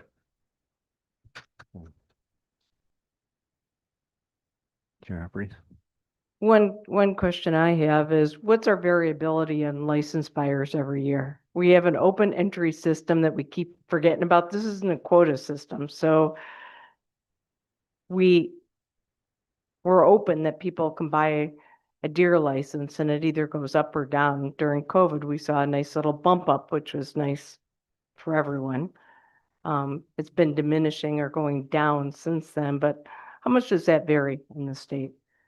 Yeah, I remember asking Brian Frawley to do a recent summary. I mean, I don't remember what it was. I can get that back to you, but I think what you're talking about is, yeah, we often report on the number of licenses and or the number of licensed hunters each year but that population's not fixed. There's always some people that are not hunting every single year, and there's people that come in and out. And I don't know if folks have, or marketing outreach folks have an idea of that kind of churn rate, how many folks are not buying them in consecutive, years each year. It's one of the things I constantly refer to in terms of evaluating how hunters might adjust to the $1 regulation as one example. Not every hunter hunts every year. It may take hunters a few years, several years, before they even have 2 seasons under their belt under a $1 restriction to think about how that's going to affect them. So we can bring that information for you. I don't want to hazard memory on what that might be. Question. Brent, can you give me the physical number of second bucks taken in the past 2-3 years, average number, physical animals, not percentage, but give me the physical animal number. I mean, I think from our harvest report numbers, if I recall, is around 22,000 bucks are a second buck. And Chad is here and might remember having on hand. I've got numbers back in my bag as well, but I can follow up before we conclude here too. And this probably is not getting answered today, but in the future, how many of those 22,000 bucks taken, how many of those hunters took a doe at some point in the season? Good question. I don't know if we have that breakdown either. We have plenty of information about the number of people that take multiple deer, and that might be part of what you're getting at. It's relatively small that are taking, people that will benefit from, have a tangible benefit from this second buck license will have harvested 3 deer. And that's, I think, in single percentage points of numbers of hunters statewide that take 3 or more deer of any combination, all antlerless, 2 bucks and 1 antlerless, 2 antlerless and 1 buck. So, yeah. Have we done the math, like through a 5-year, if we had this for 5 years, have we done the math at taking an extra, let's say 25,000 does? And I do believe that people are going to hunt that second buck. If they have to shoot a doe, it's possible they might shoot 50,000 doe because they're not going to shoot that second buck. They're just not going to see the deer that they can shoot or that they want to shoot. So have we done the math at the impact of residual fawns not being born and the algorithms that go with it, that say in 10 years, we could have 500,000 less doe on the land or less deer on the landscape? Have we done that math? No, we haven't yet. Now we can move into the evaluation side again. We're designing how we'll do the side-by-side comparison to also do those types of evaluations. We can do some projections like that. We've been buried enough in trying to develop this design that we haven't taken a step to do anything like that yet, Commissioner. But good question. And okay. And I think during, as we were moving up to this meeting, you mentioned that if there is demand, then we can expand the test counties appropriately going forward. Yeah, we That's talked part of the about that future. in our kind of paired evaluation. So, Okay, thank you. Okay, we'll let you move on. You bet. Evaluation. So regulation evaluation, again, meeting the criteria or the expectations established for us here. We have proposed, I've already identified them for you here, tip my hand a little bit, the 5 treatment or earn a second buck counties. Again, we're proposing 5 control non-earn a second buck counties to be paired with those for part of this evaluation process. We're recommending a 5-year duration of consistent regulations in this pilot. That would be for a couple of reasons. First of all, it'd be the last 2 years of this 2026 to 2028 deer reg cycle. It's not starting until 27. It would be maintaining these treatment and control counties for the entire 2029 to 2031 3-year deer reg cycle. So that's that 5-year stability. Although to be clear, evaluation will really be based on 4 years of data because, as always, we're wrapping up a deer season just a couple months short of pulling our recommendations together for what the future cycle will be. So essentially, we'll have the 27, 28, 29, and 30 years of data. If you stick with us on this proposal here to inform the regulations for the 2023 to 24 deer regulation cycle. As folks referred to here, it's a pretty conservative approach with having some stability, but I think it's especially warranted given we also have a single antler deer limit in the Lower Peninsula that we'll also be trying to evaluate broader kind of impacts from and sorting out that effect from what the earn a second buck package would offer. So Commissioner Erdley's point, we may be in a position if we have really outstanding early results to recommend some additional counties or expansion. but we really want to stay fixed on keeping earn a second buck regs in place where we settle on them being in place and keeping them out of the controlled counties so we get a good comparison involved. So talking about those a little more and our evaluation approach. This is I think on page 3 of the memo. So I've already mentioned for you, we had the earlier blue map showing the treatment counties are Hillsdale, Kalamazoo, Berry, Ingham, and Lapeer as we proposed. And those are each a different color.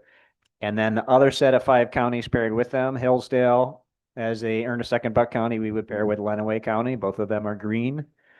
As Lenawee being the control, Kalamazoo in red, we'd pair with Washtenaw in red as the control and so forth. So once again, only half of these counties would ever earn a second buck regs in place. Half of them would be the controls, and we'll talk about how those were selected here in a moment. Also highlighting these crosshatch counties in here, and there might have been some reference to this before. Each of those areas has some other type of research ongoing, looking at non-regulatory approaches and ways to increase antlerless harvest. So things like using donation programs, things like pairing up farmers and hunters, things like looking at damage permits and other things that have been issued, and just trying to understand how we can build some more capacity or motivation for people to take antlerless deer. So we avoided looking at any of those counties. We don't want to confound any successful efforts there and conclude earn a second buck had an impact when it might have been these other efforts that are ongoing. So again, for now, we'd prefer to avoid those because we don't want to confound this effort of evaluation as we move forward. So how did we, apart from excluding some of those from selection, how did we look at this pool and identify these areas for these recommendations? A couple different things. First of all, recall our local biologist heading into this last reg cycle gave their estimate of increasing, decreasing, and stable trends on the previous 5-year population trends. They did the same for the desired future trends. We started looking at those, really identify places where we have a desire to explore additional regulations to potentially increase antlerless harvest. We also looked as another counter the previous 10-year trends in deer vehicle collisions, again, whether they're increasing, decreasing, or stable, trying to find some pretty similar trends, that there were not any major departures on dramatic changes in one county that weren't mirrored in another, for example. We also tried to avoid areas where we've had recurring large number of episodic hemorrhagic disease mortalities reported, either because that's a potential population impact, or again, hunters often respond to the concerns about those outbreaks. So that led to some areas that we avoided. Certainly some of these places still have had reports, but that was one of the other considerations.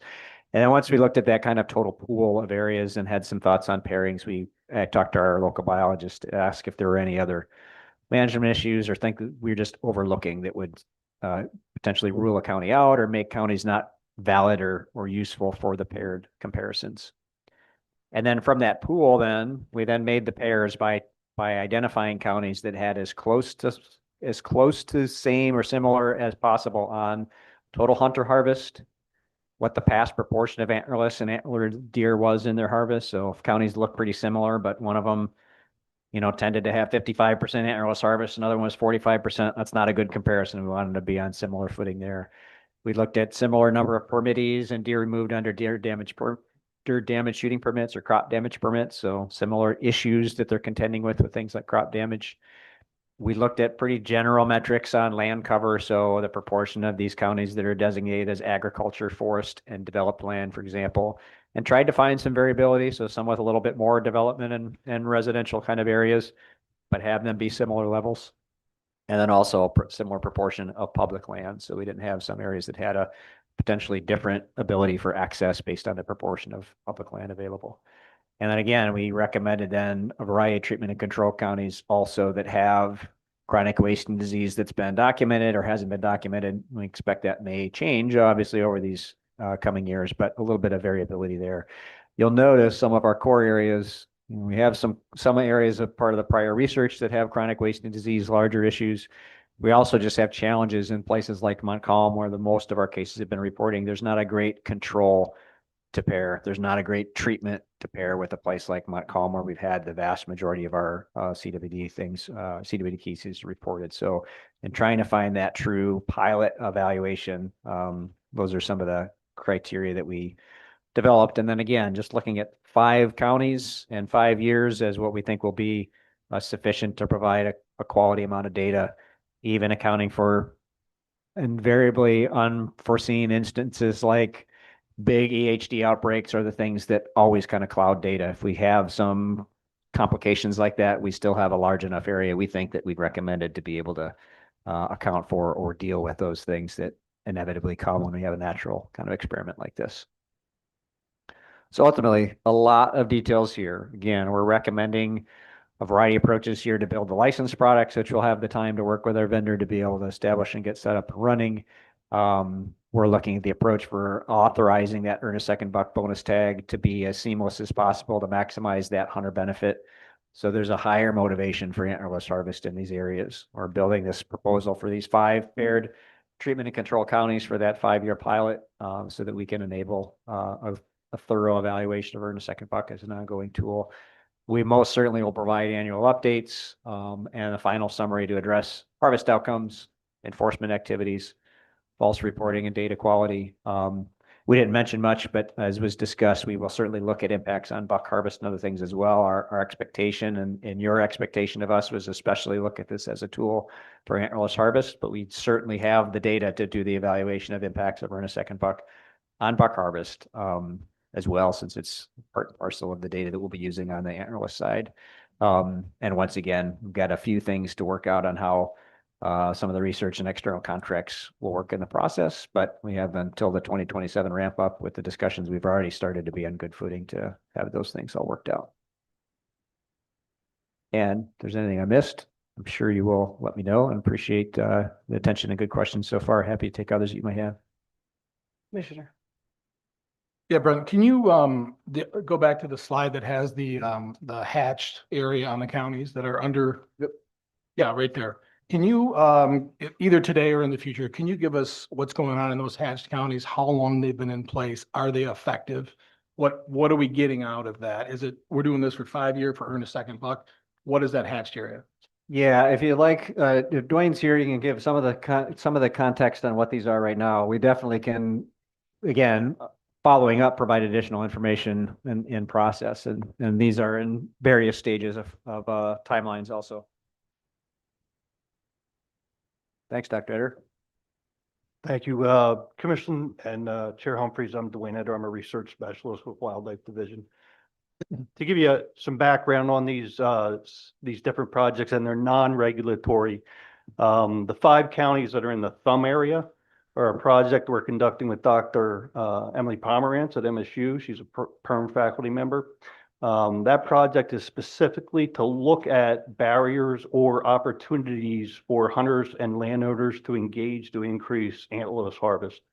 So we're doing that through a series of surveys that we've conducted, and then using those survey results, we're going to have meetings with landowners and hunters in those counties to try to get over some of those barriers or provide more opportunities. We're in year 1 of that project. It's a 2-year project, so that would end at the end of the fiscal year 2027. So the 4 counties in the center are a project. It's a multi-state project. We call it the Objective 4 project. It comes out of the CWD consortium, which is a national organization that meets to discuss research. That project would actually take the results that we find from the project in the Thumb area and try to apply those results. So for example, if we find out that access to refrigerated trailers might increase opportunities for hunters to want to harvest antlerless deer, we would actually put those trailers in place and make them available to hunters in those counties. So that's some of what we're looking at with the 4 counties in the center. The last county, Kent County, is Kent County has a deer management consortium that they formed, which is part of the county road commission, USDA, Wildlife Services. They're going to be focused on, again, trying to get hunters and landowners to cooperate more effectively, to increase out-of-season kill permits, potentially to have urban deer hunts and targeted removal of deer in areas where they have high traffic volumes of deer road collisions. That project I don't have a timeline. When it ends, it started this year. The 4 counties in the center, the objective 4 counties, we're in year 0 of a 6-year project there. So that project will kick off here. We have some work that's going to begin probably in the winter, late winter. Thank you. Commissioner Walters. Have you analyzed the cost to the division on the pilot itself? And have you gotten an estimate from your vendor on the cost of licensing? And can you share that with us? Yeah, our cost for our basic changes for the harvest reporting and other implementation that would be needed based on what I laid out here is about a $30,000 expense. We asked for quotes on potentially incorporating image uploading and other aspects as well, and especially to be able to have an AI validation, so folks aren't uploading inappropriate images that are going on a state server, or even to screen that, yes, this is an antlerless deer. Including all of that would be a total cost up to about $125,000. So making the changes that we've asked for our reporting system and photo uploading and AI validation, it goes up to about $125,000. So the basics, what we required here, are requested here, about $30,000. The other aspects regarding how some of the evaluation and research and other external partner things, we don't have yet, because we're in process and there's some variety of approaches we could use for those. I don't know if there's much else external costs on the more basic evaluation of harvest outcomes and other things. That'll largely be working with Dwayne and our research team. So it's mostly a personnel cost of their work planning around prioritizing this, unless you've got any other expenses you've envisioned being part of it. Yeah, not at this time. So that'll be, it would be, those types of evaluations are specific to this pilot, but I'd also suggest they're part of our broader work to also look at evaluation and being adaptive in our regulatory approaches. So, so yeah, primarily licensing changes, 30,000 anywhere up to 125,000, depending on what those licensing and software upgrades or changes would be. And then we will have some research budgets, as Dwayne mentioned. Emily Pomerantz is part of our partnership in ecosystem research and management. So some of her time is already covered by agreements, but if we have graduate students or other things that would be part of a more in-depth evaluation, there'll be some extra research costs for that. Sarah, anything else? Yeah, it'll be mostly changes in staff time. So, staff are going to work the 2,088 hours that they work. It's just a matter of what I assign them to work. So, this will be assigning them this work, which will take them away from work we previously were going to do, but it's all work. So I'm trying to evaluate the change. It's just a matter of they're going to be working, but now this is going to be added to their plate. I've heard a number of $500,000 just for the licensing change. Is that inaccurate? Yeah, I mean, where might that have number come from? Any idea? I think early on, that was a loose estimate. And then when we gave the vendor more information about what was needed, then that price came way down. And recognizing that we have budgetary constraints, are you comfortable with the number that you're providing us now?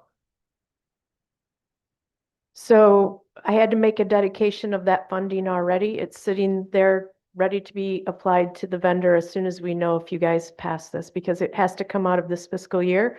So I had to set that money aside already.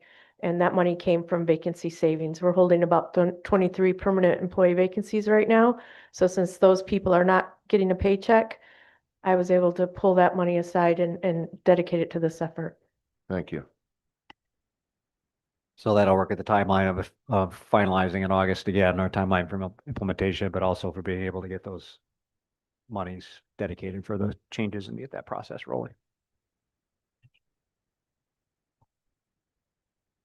Any other questions? All right, well, thank you. Greatly appreciate all the effort that's gone into this. Thanks for the attentiveness and the really good questions. Appreciate it. I will add, Commissioner Nyberg is not at this meeting, but he did have some conversations with you in terms of the pilot prior to this meeting. So I appreciate that also. All right, next up, we have Chad Stewart to give the monthly update on the scientific deer management resolution.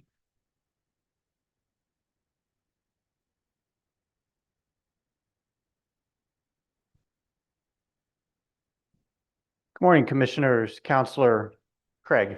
I take it. You'll take it, right?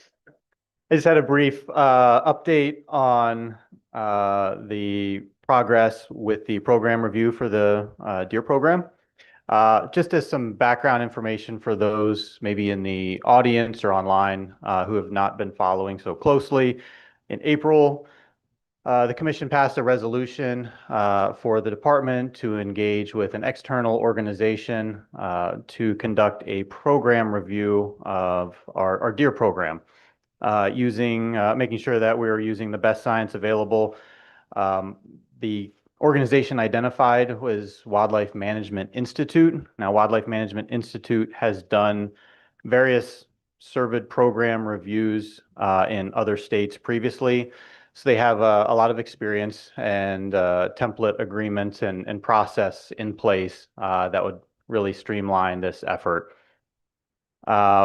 Discussions with WMI began shortly after the resolution was passed. Progress has been a little slow due to travel arrangements based on the necessary parties involved. But I was able to confirm this week that a draft contract is set to be submitted to staff at some point this week. So we are waiting for that to come in. Once that does come in, we will convene with pertinent staff, review the details of what's in that initial contract or agreement, and then obviously make sure that it's checking all the boxes for what we want to get out of this program review, as well as comparing with the resolution that the commission has passed to make sure that everything that the commission is interested in will be responded to or answered in some capacity. So progress has been slow to date, but I do expect things to start ramping up as the week unfolds and certainly in the next month as we start getting more details with what is involved with these contracts and agreements.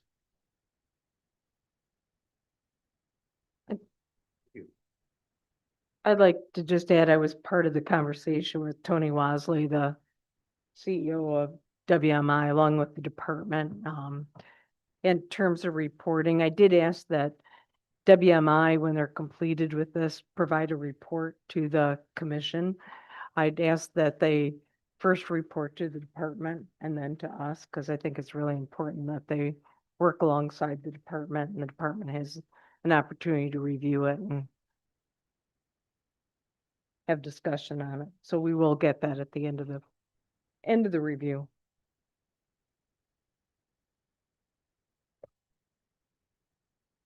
All right, if there's no more questions, well, Dr. Sonia Christensen from Michigan State University, if she could join Chad here for the last presentation we have.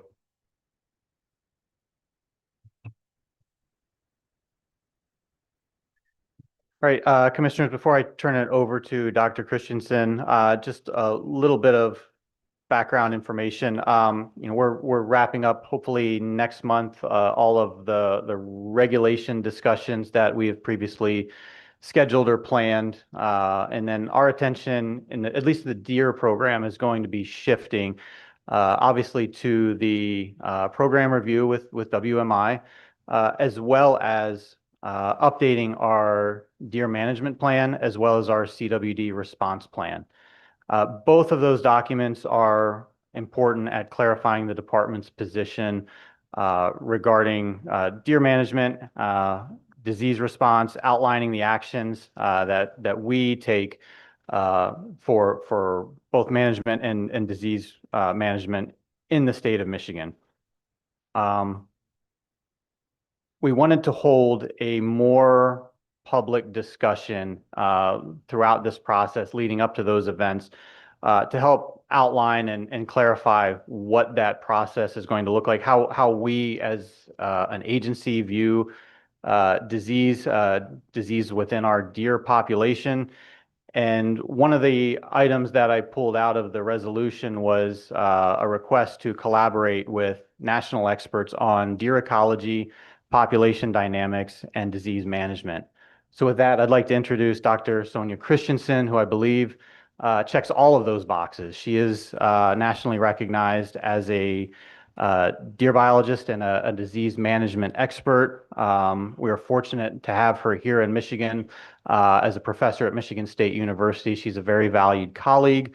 Dr. Christensen will begin leading a series of discussions starting in September. She does have some prior travel arrangements in August that will prevent participation at the August meeting. It'll also give us a little bit of time to help develop this agenda a little bit further, but as I mentioned, Dr. Christensen will be help leading some of these discussions along with staff and hopefully some experts from out of state to discuss the role of disease and disease management within our whitetail deer resource. And with that, I think I will turn it over to Sonia. Thank you so much, Chad. And thank you, Commissioners and Chair Humphreys, for having me today. All right, I'm really happy to be here to share a little bit of information about some of these topics. Again, as Chad said, as planning continues moving forward for the department.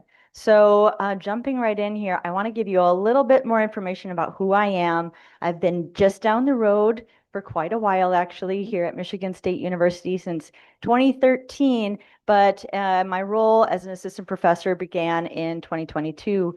This is a program where I do things just like other MSU faculty. I teach, I have graduate students and postdocs and undergraduate research assistants, and I also do some outreach. My position is 100% in the Fisheries and Wildlife Department, and I am a Boone and Crockett professional member, so I'm an active turkey and deer hunter here in Michigan. I'm from northern Minnesota originally, so heavy into walleye fishing where I can find it. So yeah, that's a little bit about me. One of the interesting bullets up there that I want to point out is I have a unique role in my outreach appointment with Michigan State University in the Department of Fisheries and Wildlife, and that is working with the Association of Fish and Wildlife Agencies, AFWA, as their National Fish and Wildlife Health Coordinator. So as a grant, a contract through MSU, I serve in that role nationally for AFWA. So I'm attending those meetings and doing quite a bit of work with AFWA to support their Fish and Wildlife Health Committee, their lead working group, a variety of other initiatives, the National Fish and Wildlife Health Initiative. These are important relationships, and I'm always excited to demonstrate the good work that Michigan DNR and Michigan State are doing when I'm at those places. So an excellent place. Just for example, yesterday I was giving AFWA staff a briefing on New World screwworm. These are the activities I'm up to just on a daily basis, just to give you a flavor of what I do. My specialization is disease ecology and specifically cervid or ungulate disease ecology. And my background also was actually as a deer project leader for a state agency for about 4 years before I decided to go back into academia. So my management, disease ecology, and deer are sort of my thing.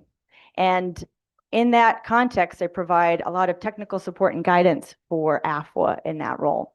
One of the key things that we've been working on just this last year has actually been updating what's known as the AFWA Chronic Waste and Disease, CWD, BMPs, Best Management Practices. This is a document that's been well cited and came through AFWA, and a ton of expertise nationally, internationally, helped put these BMPs together. That last update was in 2019. So these BMPs, AFWA recognized, and the current president of AFWA, President Paul Johansson, recognized that they needed to be updated. There's been a lot of research and science since that time. So we are well positioned here because I am actually leading that effort for AFWA to look at what's being done, what's been done in Michigan specifically, what's going on with CWD, what are the current challenges, what are the shifts in attitudes that have been happening, what's looking forward potentially, and what are those opportunities and challenges ahead. So the first place to start, though, is thinking about chronic waste and disease, just like any of the other big disease challenges that we've had here in Michigan. Michigan and Michigan DNR has had the unique context of having some of these for a long time. And again, they're all challenging. The goal is always to prevent these things from coming in and taking hold. Once they take hold, hopefully you get them off the landscape quickly. And then if you have to control that and spread and mitigate growth, you want to do that as well. But all of those options really change based on these different buckets. So it looks like alphabet soup sometimes, but BTB is bovine tuberculosis, of course, long history of that. That helped establish a lot of capacity in Michigan specifically before many state agencies had capacity for wildlife health. So this is an amazing program that Michigan DNR has for wildlife health specifically because of bovine tuberculosis, and a lot of expertise lies here.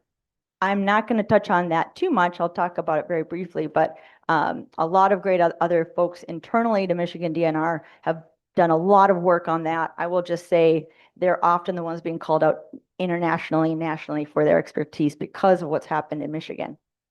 Epizootic hemorrhagic disease, you're more familiar with that more recently probably. That's something that's been more emergent in the last 15 years or so. This is actually the disease that I did my PhD work on and one that I've been very active in as well. And then finally, chronic wasting disease, something I've been working on for quite a while when I was previously a deer project leader and now as a researcher. So all of these same mentality, deer diseases all happen in Michigan, but some of the challenges and opportunities remain because of just the basic or key aspects of their disease ecology. So bovine tuberculosis, this one's zoonotic. That means people can get it. Cattle can get it. They can be, white-tailed deer can be a reservoir for this particular pathogen, this bacterium. So this one makes some rules challenging because people can get it. There's risk there. That's different from the other two diseases I just mentioned. Long-standing issue. They can directly transmit this disease between each other. So some density dependence, or when you have more animals in one spot, there's more chances for transmission, right? Epizootic hemorrhagic disease, totally different ballgame now. We've got a midge that transmits that virus to the deer. So even if you have a pile of deer in one spot, if you don't have a midge, that's never going to perpetuate, right? That midge is very climate dependent. It has to have certain conditions. It needs mud to reproduce. A lot of times we see with a lot of the spatial modeling research I do that if you have a very warm, wet spring perhaps, and you then recede those waterways and have a drying effect, that mud creation, maybe late August, is often what kind of kicks off those big EHD outbreaks. Again, this one is vector-borne, so management's very difficult because we can't just contain the deer, and it kind of comes year to year, so it might cycle through the population. However, this one, as a virus, deer can become immune to this disease, which is awesome. That's what we want to see. That might take quite a while in some ways, but again, there's different options for this one. Finally, chronic wasting disease. I wanted to put this in the context of those other two disease challenges that we have in Michigan because it is so different. Simply because it's a prion, a well-established type of pathogen, but it's a nasty one. It's a misfolded protein. We're made of proteins, right? So really hard to target for vaccines or any treatments. Really hard to pick up which animal has CWD and which doesn't, because instead of EHD, which can kill a deer from bite to end in 8 days, you see it. You see the death in those riverbanks. I'm sure some of you have seen that on properties. This one's slow. That slowness just really makes it hard to find it early and get it off the landscape. It's also slow for being able to see it in an animal, have clinical signs. Think of all the challenges that creates for our hunters and others when we're trying to say if this animal has a disease or not.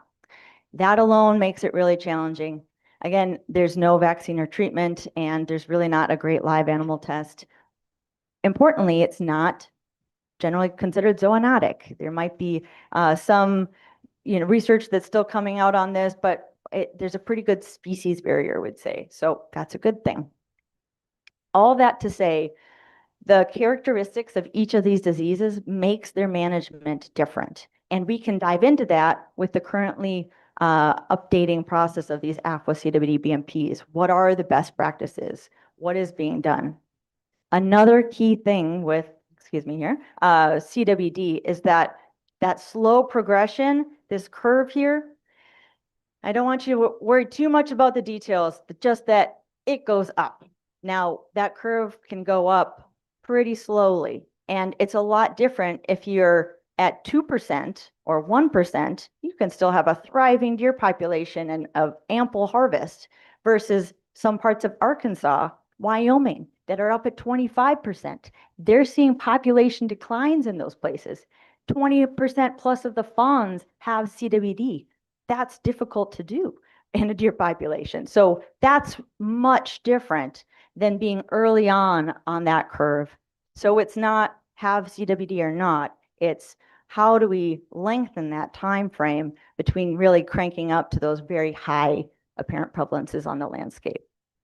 So again, that slow progression is a challenge, but it's also an opportunity. If we can slow that down and sort of live with 2% in some places and put some bounds on that, we can still do a lot of great things with that deer population and still see much of that deer population thrive. And the management options or the strategies across that curve might look different if you're at 1, 2, 3%, 5%, even 10%, rather than 25%. Maybe it's different strategies. Maybe hunters or landowners are thinking about things differently at different places along that curve. So these are all things that many of us think about a lot, and I'm excited to share with you moving forward. So the next steps are really just to talk about some of the past research projects and management efforts in Michigan and Michigan DNR that have already occurred. There's been some great activities in Michigan DNR-led projects specifically. And then what are the current issues? Where are we at right now? Thinking about some of the discussions around baiting and targeted removal, some of the shifts from our neighboring states that have been going on. What are they doing differently? What are they seeing? How can we learn from other state wildlife agencies and build capacity and not reinvent the wheel too much? And then finally, what options might we have for management? And again, this is a great time. These BMPs are being reevaluated across the nation right now.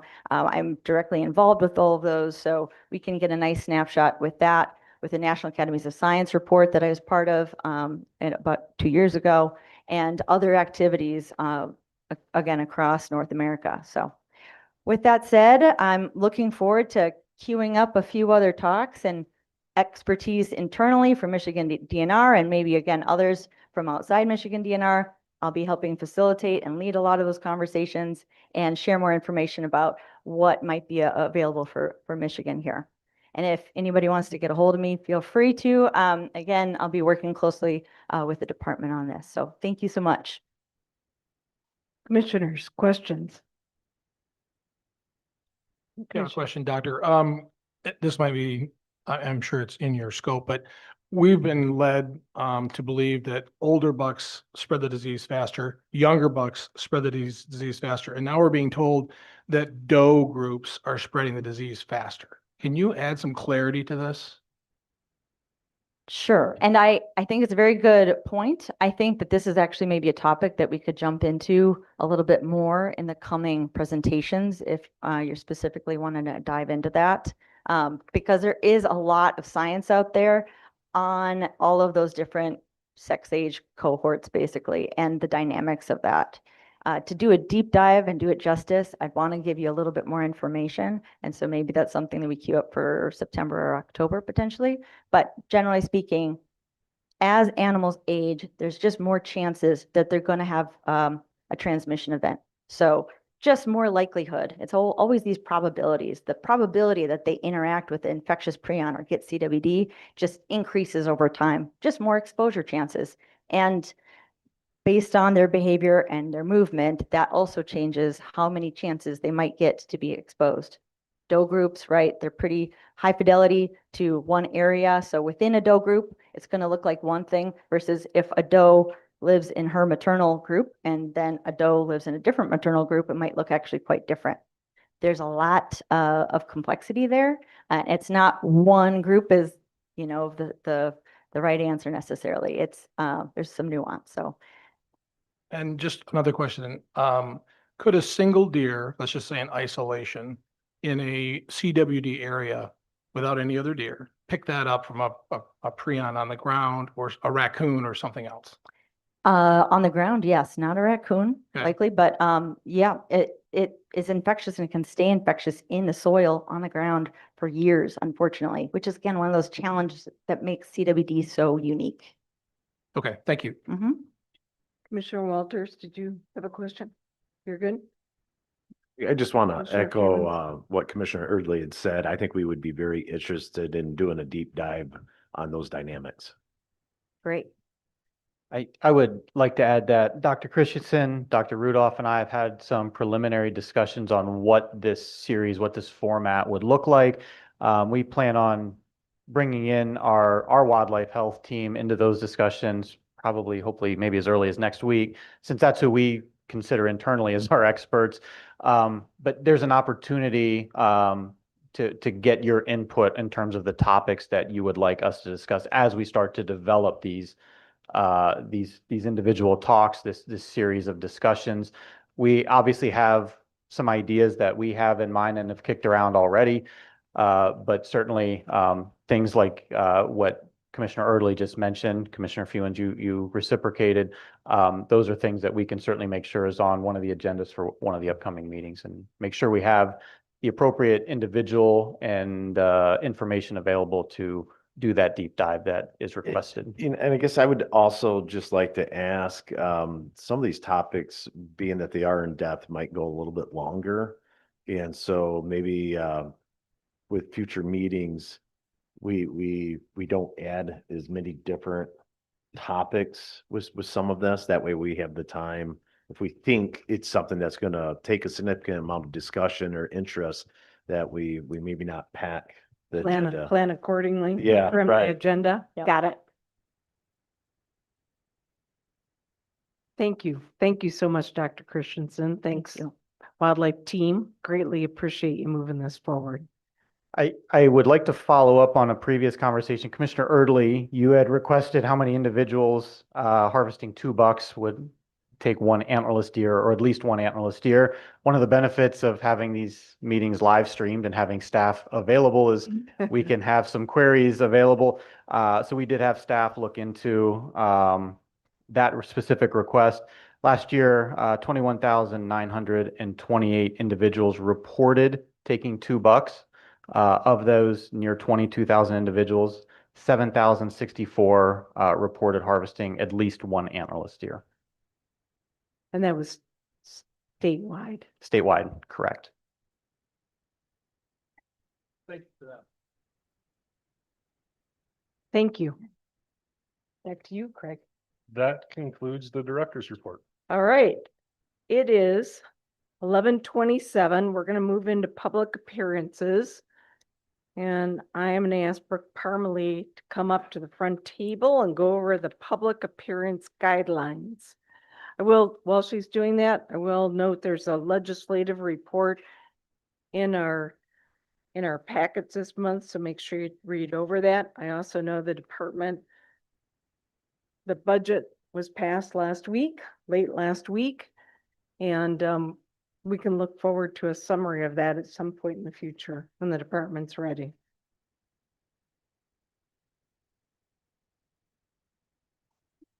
Good morning, everyone. For those of you that signed up before the end of the day last Friday to speak, you have 5 minutes to give your comment. If you have not signed up previously and would like to give comment today, just see Victoria in the back and she will let us know to put you in the lineup. When you have 1 minute left, I will hold up the 1 minute sign. When your time is up, I will hold up the time please sign, and we ask that you please bring your comments to a close. And if you could please state your name for the record and also keep an eye on the time. Thank you. All right. With that, Marcy, you are first up.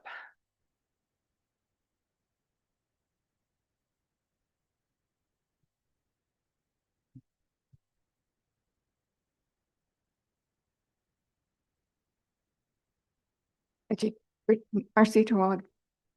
We periodically hear about Pittman, Robertson, and Dingle Johnson acts, the funds that contribute in part to conservation measures.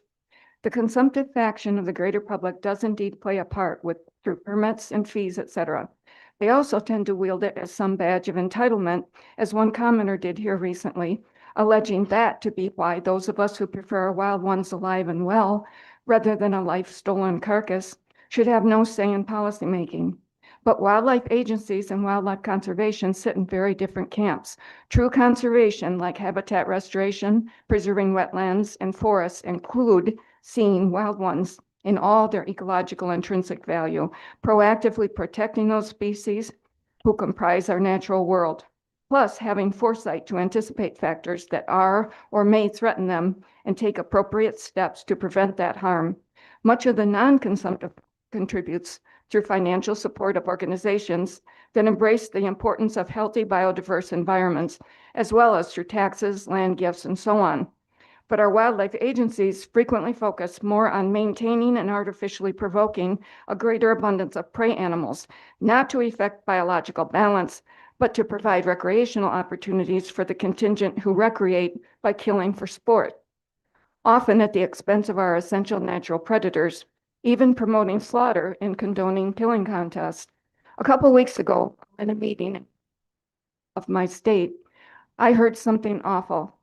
Now, because I've been living wild ones advocacy for more than a minute, I wasn't surprised by the reveal, but more by the nonchalance of source divulging the illegal activity.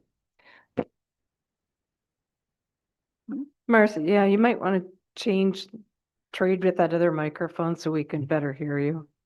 Does that work? Yet familiar tone was an arrogant blank the laws. I want to share a portion here from another document. There is a persistent and pervasive mindset among some in the hunt community that we will trap, shoot, and kill any animal we want, and no one is going to tell us we can't, end quote. That's dated January of 2014. Earlier this year, a Michigan legislator used the standard sky is falling ruse of wolf numbers exploding. In reality, the science tells us and data shows us these populations self-regulate with expected fluctuations arriving at and maintaining ecological equilibrium or carrying capacity, as the department's own metrics reflect. We are dramatically more informed on our wild at this stage in our history. Behind us, the ignorance of an extirpation war against wolves and wild ones, destructive attacks on the interactive rhythm of vibrant wild biosystems, and astonishing disregard for the sentience and agency of the wild ones who preceded us, already living in symbiosis on the lands we chose to invade. Research and voluminous peer-reviewed studies have yielded stunning revelations about their intelligence and complexity of their social structures.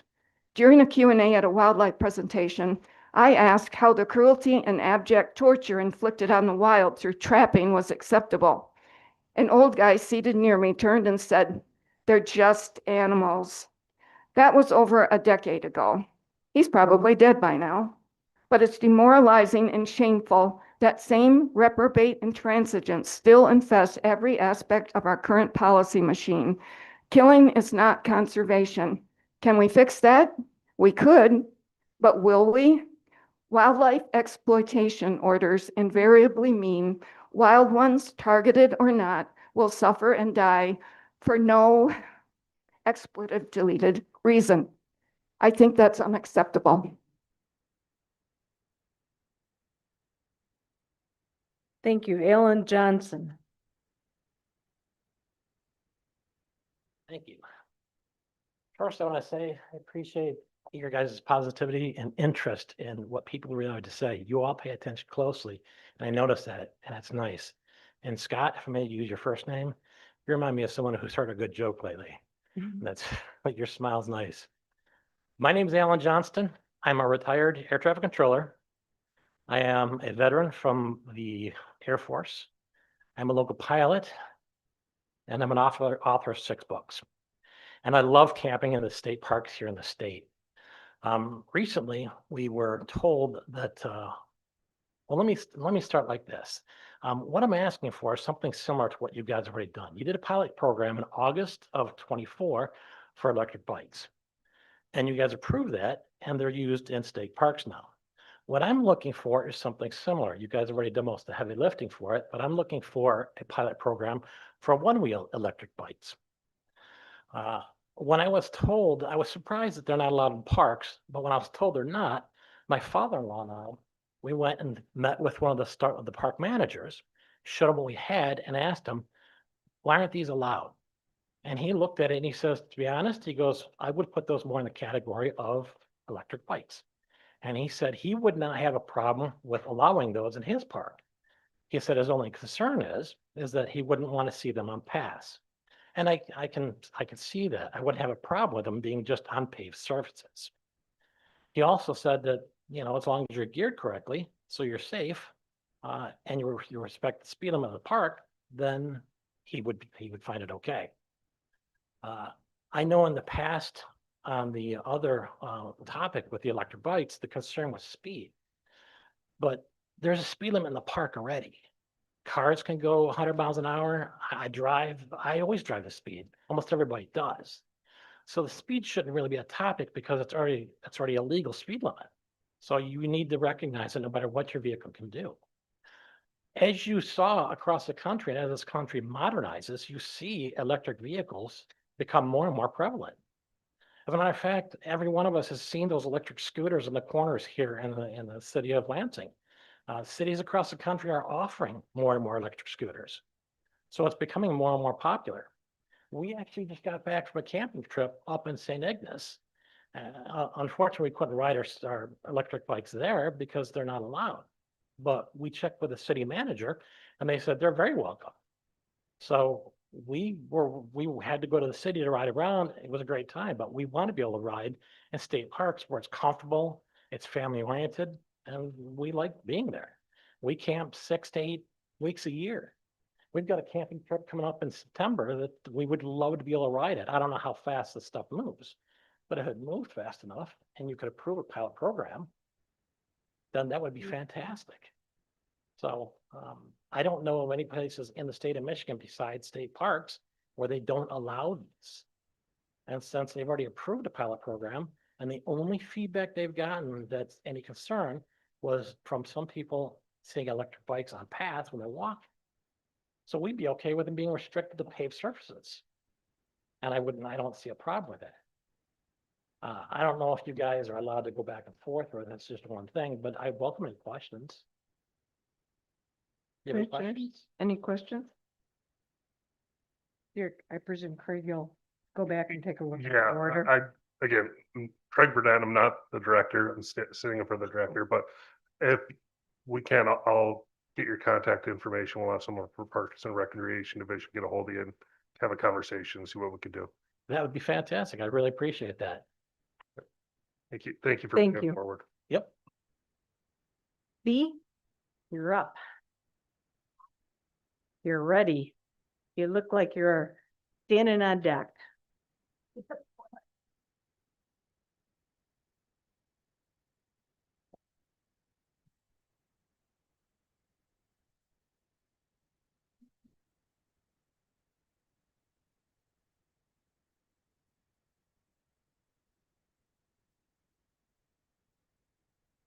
Thank you.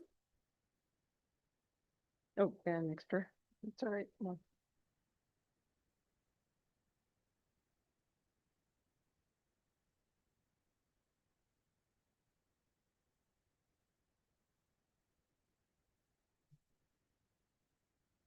Mhm.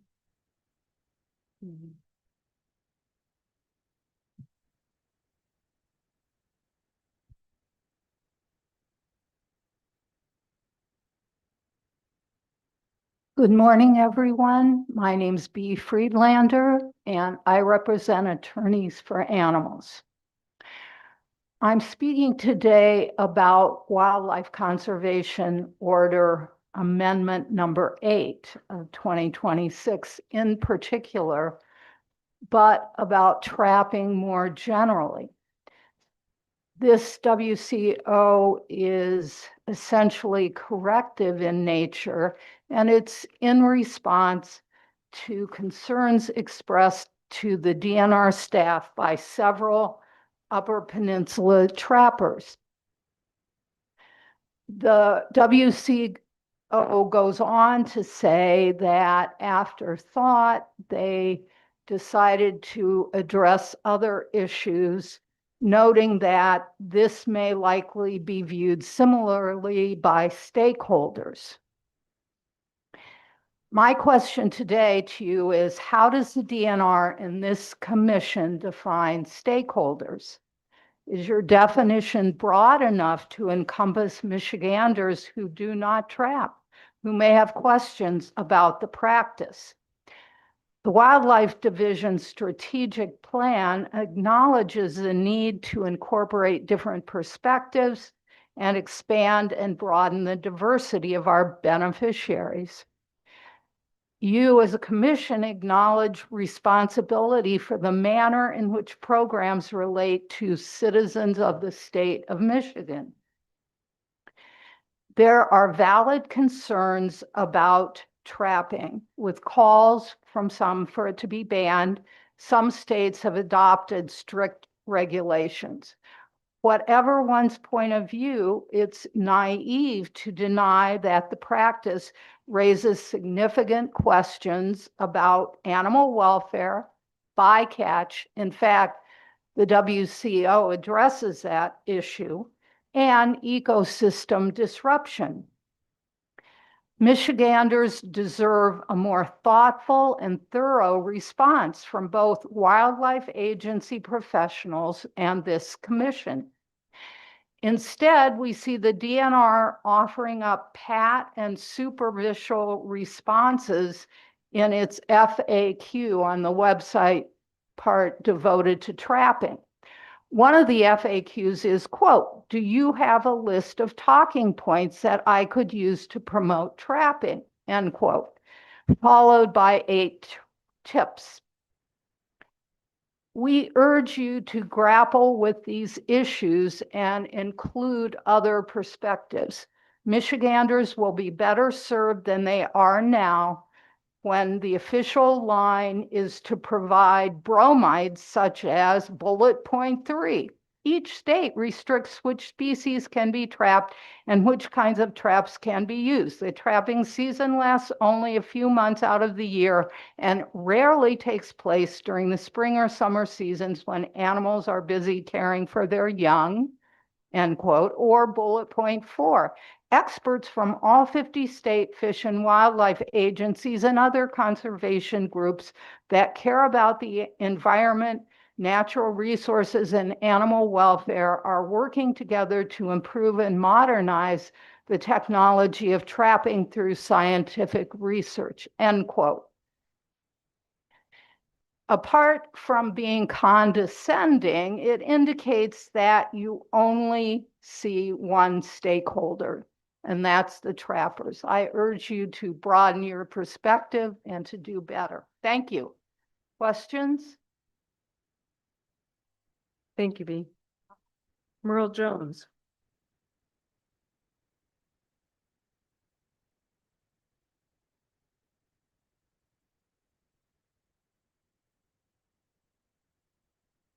Good morning, Commissioners, Chair, Director Craig, Council. My name is Merle Jones, and I'm from Michigan Trapper and Predator Callers Association, and I'm here to speak in support of Amendment 8. Michigan Trapper and Predator Callers Association is a statewide organization of trappers and predator callers. More importantly, we're the stakeholders that are actually members of the management application arm. This is wildlife management. It's a responsibility we have. We all have it. MTPCA is seriously concerned about our ability to continue with that management application because of certain viewpoints about what management is and what stakeholders should be participating in those discussions. That being said, let's get back to Amendment 8, which we do support. And as Commissioner Walters pointed out, that was really nothing other than an oversight while we were realigning some of those management application rules. And we commend the commission and the department for taking that up and getting ahead of the problem rather than us having to deal with it later when it became, you know, a serious issue. Because essentially what we're doing here is we're correcting, it was just an overlap of a couple days, you know, where resources would have gone to waste due to regulations. And one of our creeds of a trapper is that we utilize every amount of resource we possibly can. We don't want to waste resources. We have to manage them, and if we can utilize them to the best of our ability, we should be able to do that. And that's what this adjustment makes. So we support it, and again, thank both the commission and the department for taking the time to give the attention to this it needs and correcting the simple oversight. Thank you. Thank you, Merle. Dan?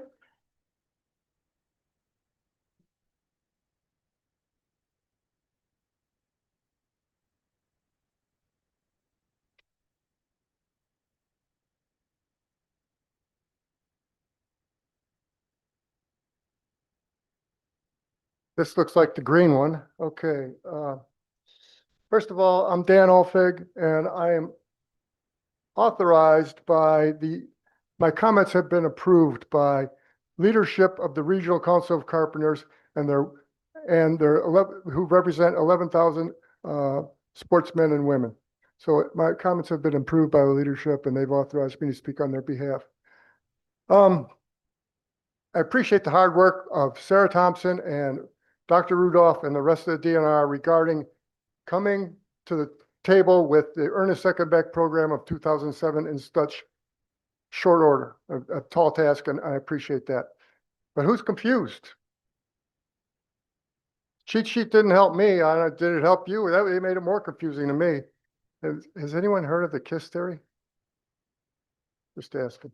So many previous great concepts and ideas for regulation have been shut down by this commission due to the law enforcement division stating rules will be difficult to enforce. This program has the same problem. Now, everyone knows cheaters are going to cheat. Some people don't even buy a darn license, but ghost stoves and cheating the OBR means continued over-harvested bucks, which is against a stated NRC goal. There's lots of concern among the public about this happening. The question was asked by Commissioner Erdley, I believe, 22,900 or something second bucks were harvested last year. Well, that's a big number because a lot of those bucks could have been someone's first buck if they weren't killed by Joe 2-Buck Hunter or 2-Buck Chuck, is what I like to call him. But anyway, you've started with good intentions with the OBR and the APRs, which would be most effective to our goals, OBR plus APRs, but continues to get watered down with overregulation, and it's just sowing confusion and it's poor optics. It's a classic of too many cooks spoil the soup. Now, I've been advised not to be insulting or offensive. It's really difficult to do on a lot of times here, but so in that regard, I've deleted some of the comments from my presentation. Some of the words that I had come up with were Poindexterish.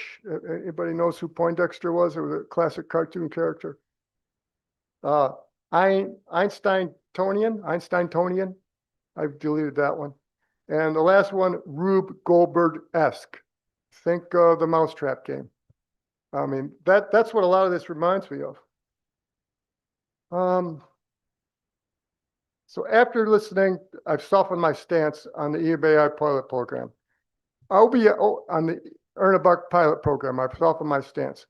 OBR took a long time to gain traction, and thankfully it is gaining traction.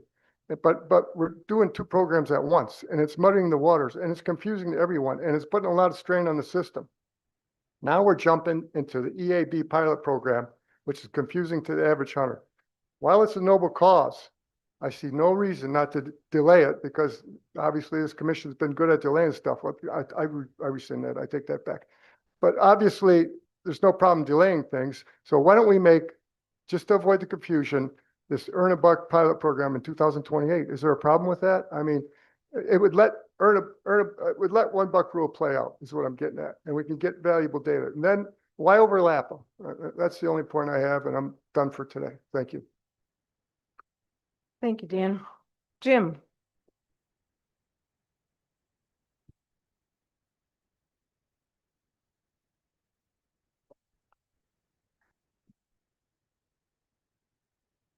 Thanks for the opportunity to speak to the commission.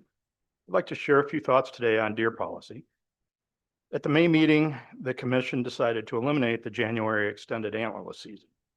The decision to do so is completely baffling to me and makes absolutely no sense from a policy standpoint. I was involved in putting together the recommendation for that season. It was passed and implemented in 2024. It was developed in direct response to Chad Stewart's 2023 plea to stakeholders to harvest more antlerless deer. It was structured as a pilot program to assess the efficacy of a January extended antlerless season and included an automatic sunset clause after the January 2027 season ended. When passed at the July 2024 NRC meeting, 6 commissioners voted in support of it with only 1 voting no.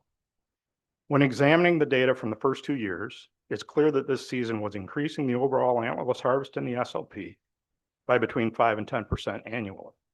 Those results are completely consistent with the department's goal to increase antlerless harvest and with the commission's stated goals as well.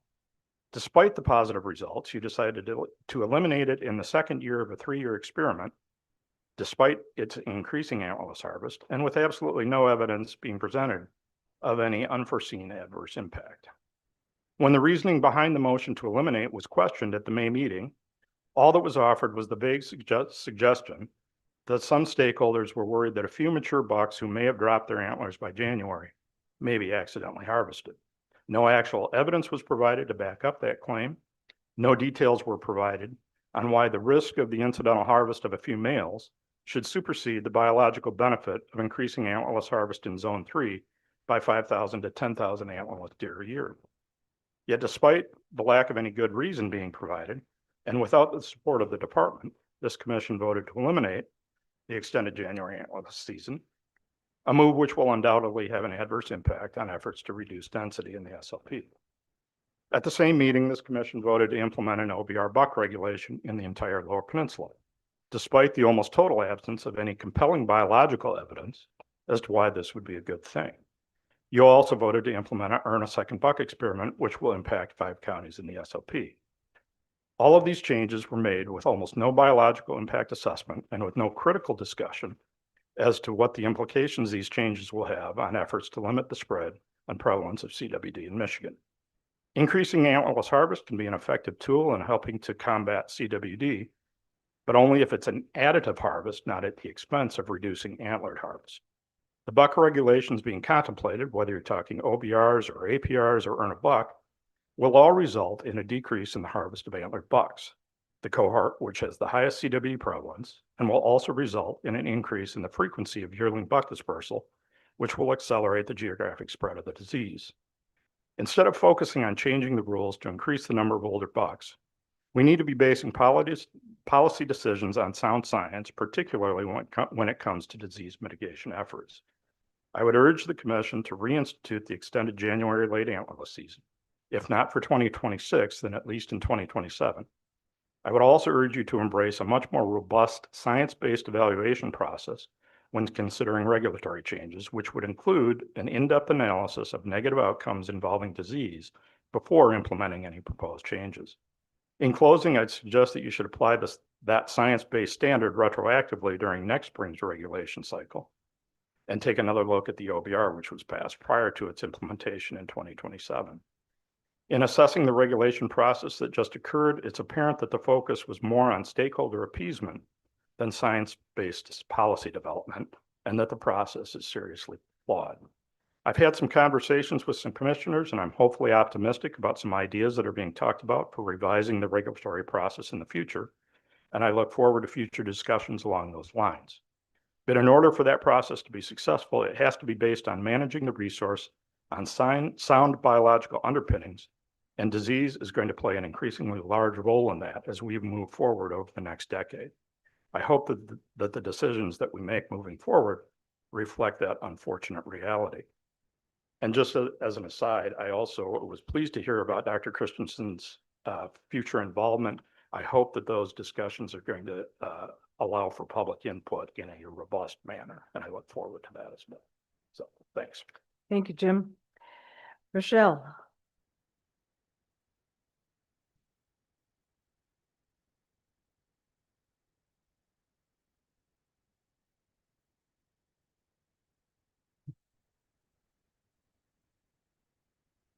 Hello again, Commissioners, Greg, and Chair Humphreys. Today, I am going to focus on the Lower Peninsula, since the topic of the day involves the whole Lower Peninsula. Let's be blunt, there are no trial counties. There are no control counties. If anyone in the state is eligible to participate in Earn a Second Buck. All there is a restriction on what counties the eligible doe can be taken in, restricted only by driving distance and determination. This is also assuming that the honor system and the slim chance of a CO knocking on our doors keeps everyone honest. Not sure how law enforcement is going to handle that kind of extra workload either. The honor system sure works really well for the baiting ban. There will be so much noise in the data, it will be worthless, as both Commissioner Fewens and Walters, along with many others, have spoken their concern with.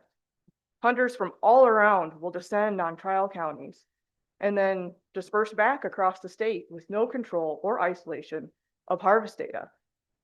You have hunters in $1 areas now taking $2, nothing changed. And at a minimum, not changing hunter harvest selection, which was one of the goals of a $1 rule change. Results will be muddy at best.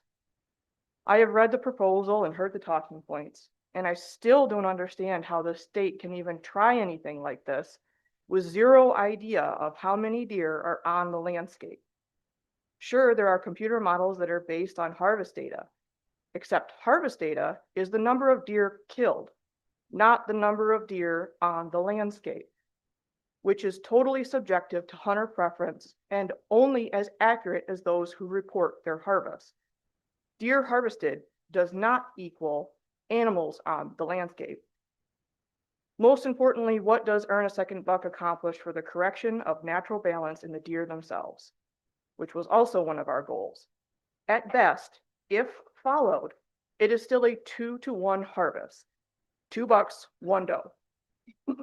And at worst, it's $3 and no does, since antlerless includes button bucks. So we can have 3 male deer removed from the population. $1 tag with an extra doe tag is still better. There is a big difference between every hunter having a doe tag in their pocket and forcing hunters to use a doe tag in order to get a buck. You should be considering options and regulations that are proven to correct the issues in our deer herd, not perpetuate a similar harvest structure of more bucks than does, or based on a state that is failing to manage its growing deer herd, just like we are, who also just recently had to borrow money in order to keep its department afloat. Sounds like a terrible role model to follow, but here we are. How many of you drive around your local country 5 to 10 square mile regularly and observe deer? Do any of you take the initiative to go out and observe the deer numbers on the landscape for yourselves? At various times of the year, not just in the winter or in the summer? My husband and I do, on a regular basis and during all seasons. We make a point to observe not just the deer on our hunting land, but all around our area and anywhere else we go. This is bigger than just our hunting land, and what we observe is not matching what is being portrayed. Is there a robust population of deer? Absolutely. But there are only certain properties where deer numbers are at a level that is clearly a problem. Not a whole county, and it would even be a struggle to say a whole township. But it sure sounds like a crisis coming from the farmers. We help fill crop damage permits, so we hear it firsthand. Yes, crop damage permits are increasing and there are hundreds of complaints. Yet the reality is that only 5% of farmers across the entire state are actually applying for crop damage permits, and only 40% are being filled. That doesn't seem all that unreasonable when you put it in perspective like that. The increase could simply be from more farmers learning the permits exist, and it might not have anything to do with an increase in damage. Has there even been a survey of how and why? The assumption is that farmers should be only asking if they have significant damage, but are they? We are going on complaints of farmers that are unhappy if they see even one too many deer in their fields, and on policy by Michigan Farm Bureau to only support an increase in hunter opportunity, not actually manage the deer. Other animals do significant damage to crops, but nobody is here to complain about woodchucks. All of the blame is on the deer. Should we really be putting the majority of influence for the management of deer in the hands of a group that wants to see them eliminated like varmints? Until their barrels melt or they run out of bullets? Is that how it goes? Deer hunting brings, let the $1 change work, give it time. Stick this earn a second buck program in the long-term bucket where it belongs. Thank you for your time. Thank you, Rochelle. Elliot.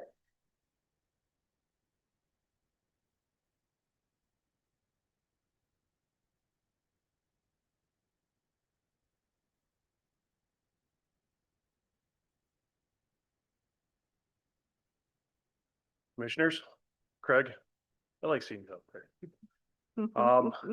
I'd like to ask everybody a show of hands. Who all here has deer hunted last year? How many have shot a doe last year? How about 5 does? How about 10? How about 20 plus? What I find interesting is some of the commissioners up here who last meeting were pushing for bigger and more aggressive with us earn a second buck didn't even take an antlerless deer last year. As I sit and I look at this map, I'm not the smartest guy in the world, but logistics is what I do for work, and I can understand complexity, and this is complexity. Commissioner Fewens, I appreciate what you had made mention. Same with you, Commissioner Walters. I too echo, if we're going to do a fair side by side to see what actually does what it does, then I think that the second buck needs to be in that county that is in the earn a second buck. I live 3 miles away from the Lapeer County line. I'm 15 miles away from state land. I have farms 1 mile away from, or 1 mile into Lapeer County. So if we're looking at data, I can go to Lapeer County, fill my doe tag, come to Tuscola County, shoot 2 bucks in a 1 buck county. But the data is skewed to show that antlerless harvest is increasing in Lapeer County. Antlered harvest potentially is going to increase in Tuscola County because I don't need to shoot a doe in Tuscola County. I can just shoot it in Lapeer and then move to Tuscola and shoot my 2 bucks.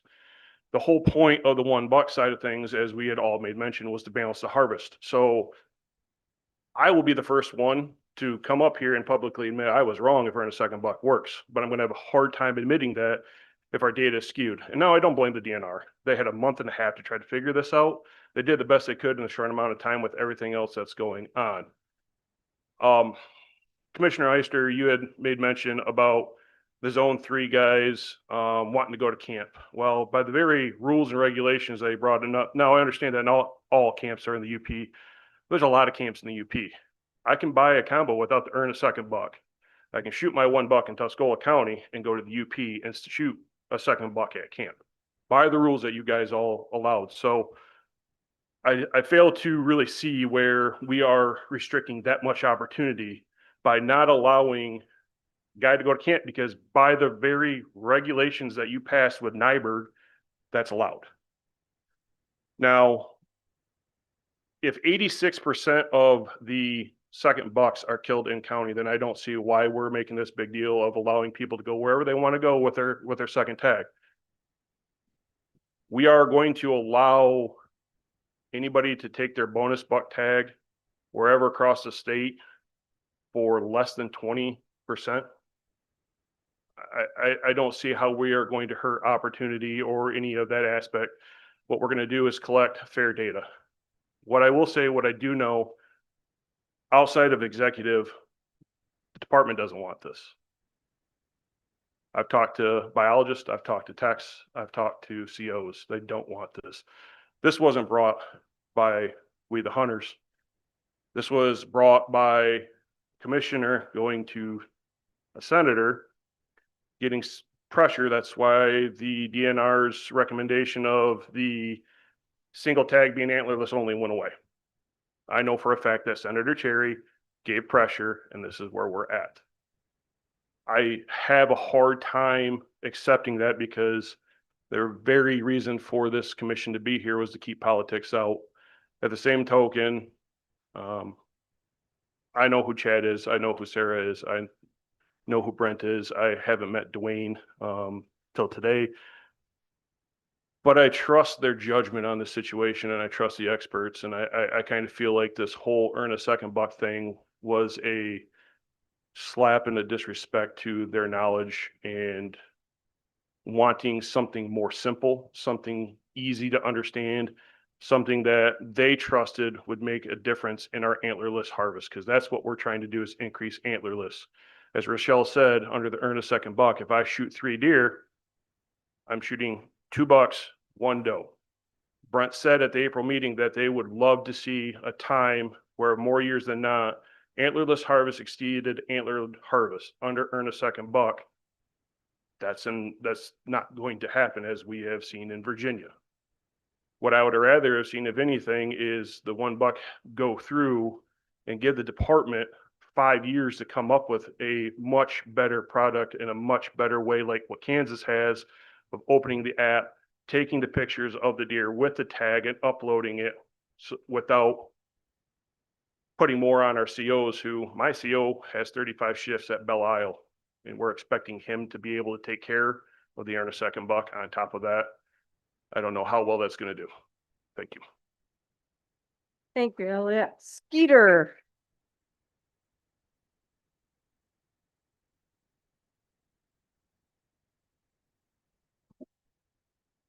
Is it still morning?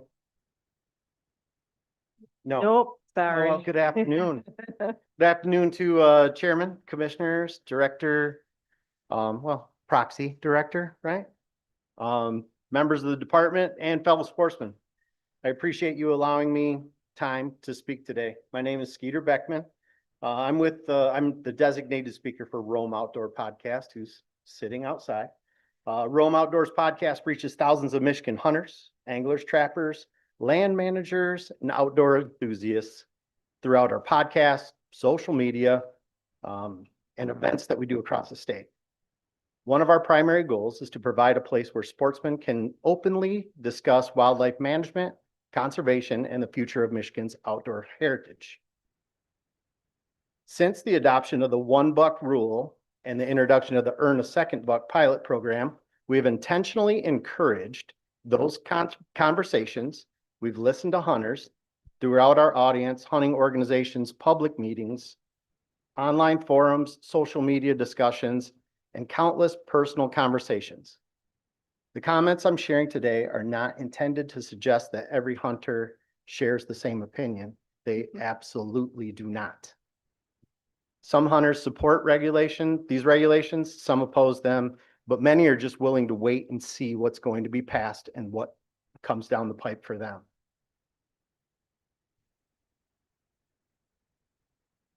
The comments summarize the reoccurring concerns and observations that we've consistently surfaced through these conversations. Regardless of where sportsmen stand on these regulations, one message has emerged with remarkable consistency. Conversation about more deer regulations it's been heavy on trust, the loss of trust. Michigan sportsmen understand that wildlife management is complex. They understand that it's difficult decisions that have to be made.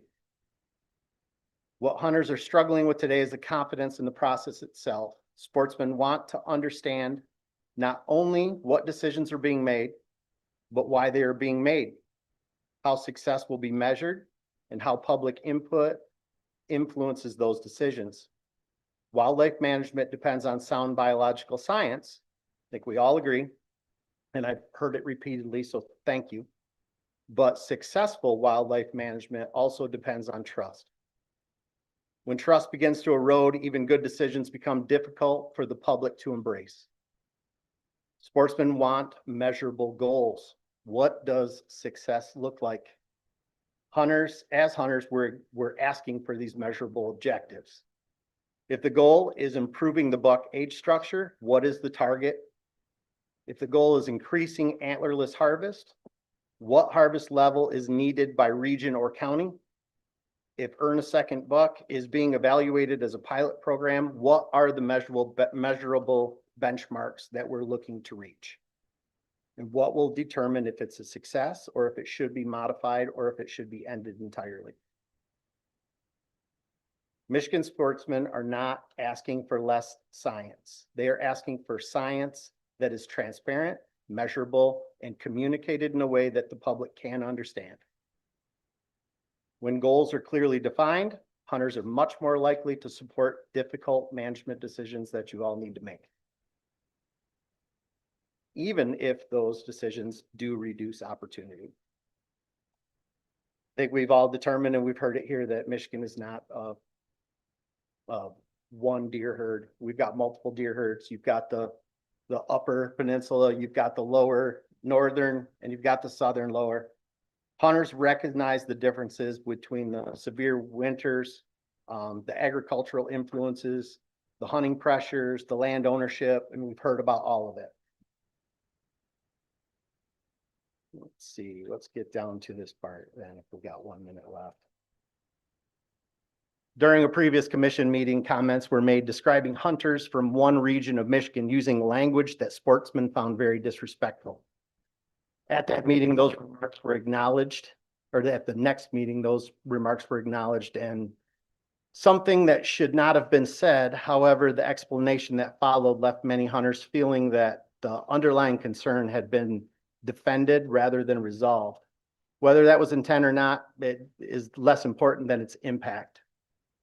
Across conversations of those meetings, many sportsmen have expressed the exchange reinforced an existing perception that some hunters feel dismissed, stereotyped, or not fully represented or respected during discussions that are directly affecting them. Respect is foundational to public trust. Hunters understand disagreement, they understand biology, and they understand difficult decisions. So this is your opportunity. Whether someone supports the 1 buck rule or opposes it, or is simply waiting to evaluate the results. There is one request that continues to unite Michigan sportsmen: communicate clearly, set measurable goals, report results openly, and continue listening. Appreciate it. Thank you. Thank you, Skeeter. That completes our pre-signups, our 5 minutes. Now we're gonna move down to Madam Chair, if I could have just a second to interject before we move on. I just want to follow up on Skeeter's comments for those who may not have been here the last few months or who may be watching via the live stream. But that's exactly to their point about, having some scientific baseline measurements in place, looking at goals and doing it by zone. That is exactly why the commission did pass the scientific deer management resolution a couple months ago and did it unanimously, is to try to get better data and then establish benchmarks on where we need to take the deer herd via zone. So that is something, and Chad referenced earlier, just kind of where that's at in the process. It's going to take a while to get there, but that is something that I believe the department and the commission is 100% working towards. Thank you, Commissioner. We are now on 3-minute sign up, and Paul, you're up first. Paul Sickena.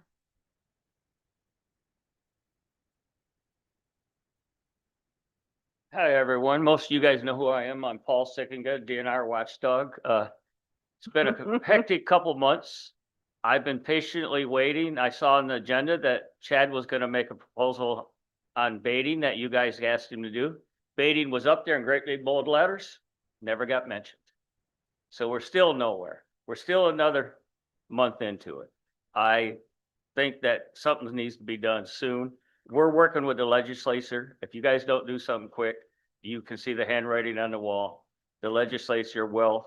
Both the Democratic House passed one bill and the Republican House passed the other bill. but they're still fighting amongst themselves, but we're gonna get them together and we're gonna pass a bill. And either you guys can take care of it now, or you can let the legislature make a law that might not work for all of us.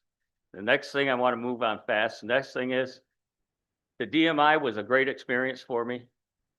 The Deer Advisory Team was a very poor experience, but I still think you guys need a advisory group of some type, and I think it should be reinstated. We were named for 3 years, and we should be brought back in, and maybe under the auspices of both of you guys and not one or the other. It was a great way for public input. I went to many groups in my area and brought back many ideas. I changed my own opinion on reporting. Right now, I'd like to see reporting mandatory for everybody because right now the reporting sucks. Even they tell you it's 70%. And we're making all these decisions in here based on those stats. The commissioner asks for a stat, they give him a stat. It's still only 70% accurate. So we're making a lot of decisions. So if it takes mandatory for everybody, I would go for that so that you hear from the non-successful. Right now, all you hear is from the successful. And I can tell you, in my group, they report their bucks because they want to brag. They don't report their does. That's just the way it is. They don't care. So we have to do something to get, first, like Rochelle said, we need to know how many deer we got in an area before we can decide what to do about them. So again, thank you guys. I know your last couple of months have been very tough on you, as they were on me. My phone rings probably as much as yours does, and I appreciate the time. So thank you. Thank you, Paul. Troy?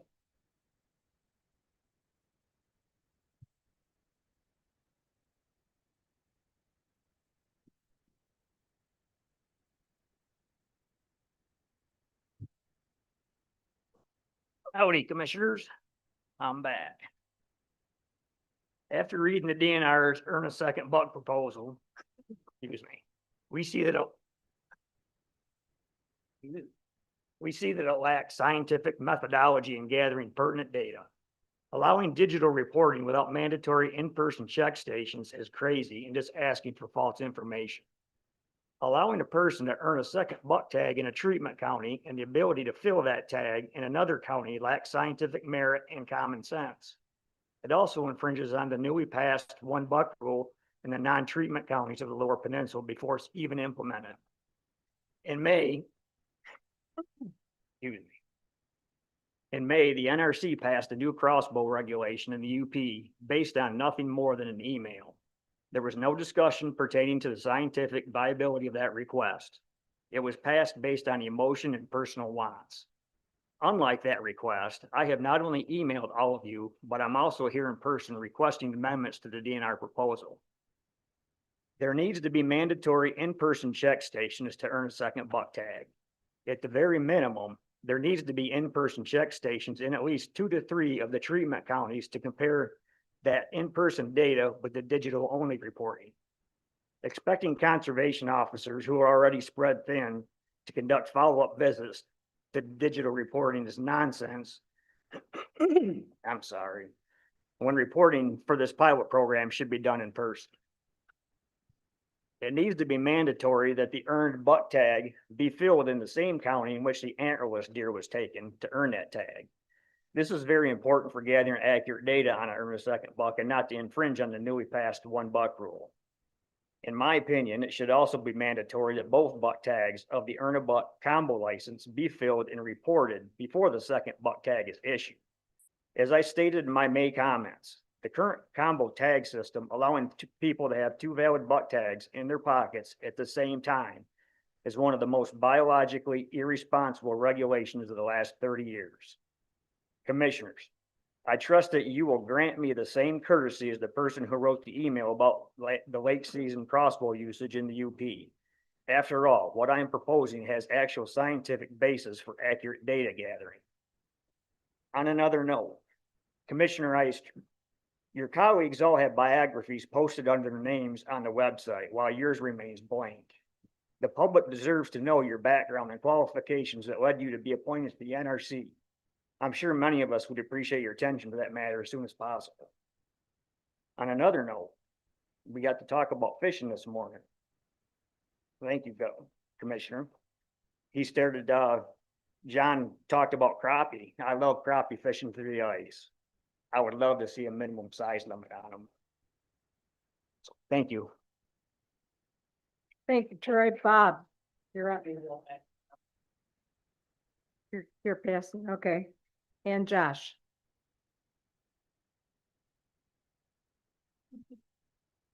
Last but not least. Oh, man. All right. Bear with me. I'm over there. I feel like I have to go into surgery. I'm just shaking and cold for some reason. I don't know. After the last meeting, or not the last meeting, but in May, somebody sent me somebody made my face a meme that I looked shocked when the regulations came out. And I didn't think it held true. It was hilarious. I didn't really think it held true. I wasn't shocked. But the more that comes about this earn a second buck thing, like the meme's starting to fall in place. It's starting to fall with me. It's starting to hit. I feel like we're not going about it the right way. There's just not enough there. We're dangling a carrot on the public lands in these 5 counties. We really are. For hunters, we're starting to provide too much incentive to come down. If we can use that buck tag anywhere, that's a key component to this. If we could take our buck tag back up north to zone 2, that's a problem. And we're dangling this carrot for guys to drive down, have their deer camp, maybe early antlerless, whatever, shoot a doe in one of those 5 counties on public, not on the private and the ag fields where the problems really exist and lie, where you can drive and see 100 deer.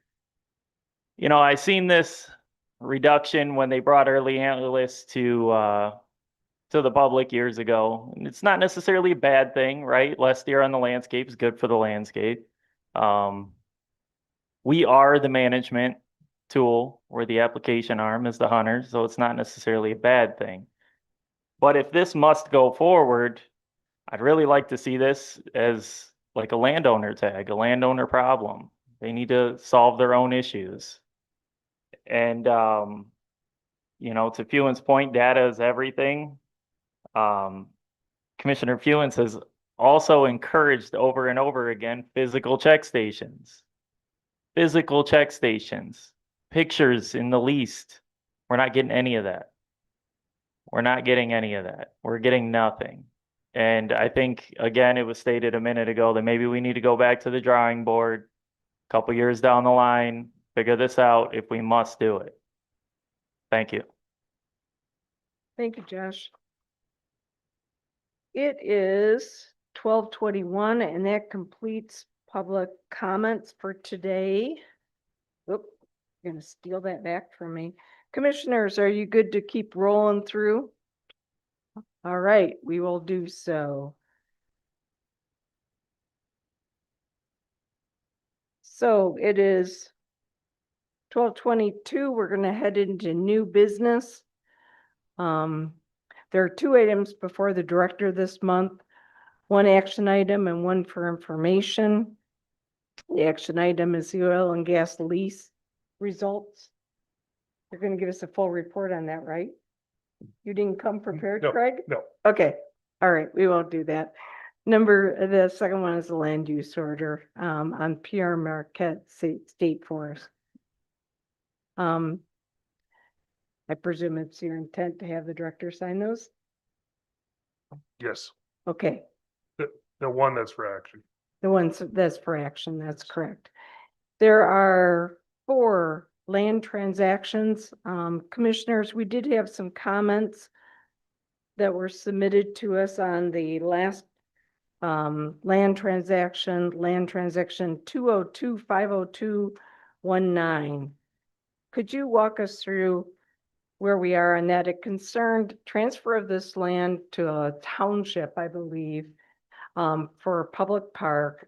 And the concern that was expressed was dealing with contamination and the liability that would move from the state to the township with that transfer, if I understood the comments correctly. So could you address that for us? Actually, I'm gonna have Paul Johnson, head of our real estate section, come up and speak to that.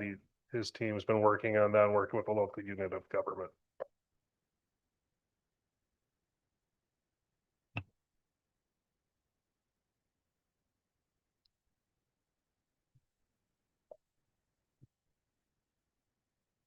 All right, thank you very much. The DNR conveyed the property in question to the Chippewa County Road Commission in 1943 with a reverter clause, saying that when they're done using it, it will revert back to us. It appears that the Road Commission installed underground storage tanks on the property sometime during those years. Those tanks leaked. The property is now a site of environmental contamination. Eagle Remediation and Redevelopment Division is working with the Road Commission to undertake corrective actions to address the contamination. Whitefish Township contacted us and requested that we authorize the transfer of the property from the Road Commission to the township. They are very well aware of the contamination. In the correspondence that was received, the correspondence made statements that the property was a Superfund site. It is not a Superfund site. It was investigated to become a Superfund site, but did not meet criteria. It is a Part 213 leaking underground storage site. I've also contacted Sydney Hewson. She is an Eagle Remediation Redevelopment District Manager. She confirmed to me that this is a Part 213 leaking underground storage site and that the responsible party for the corrective actions will remain to be the County Road Commission, not the department and not the township, should the township acquire the property. She also of the property will not adversely impact environmental remediation or enforcement actions. The township may acquire due care responsibilities to assure that the exposure to contamination by others does not occur. Any questions? Are they aware of that? The township aware of it? Yes, they are. Okay.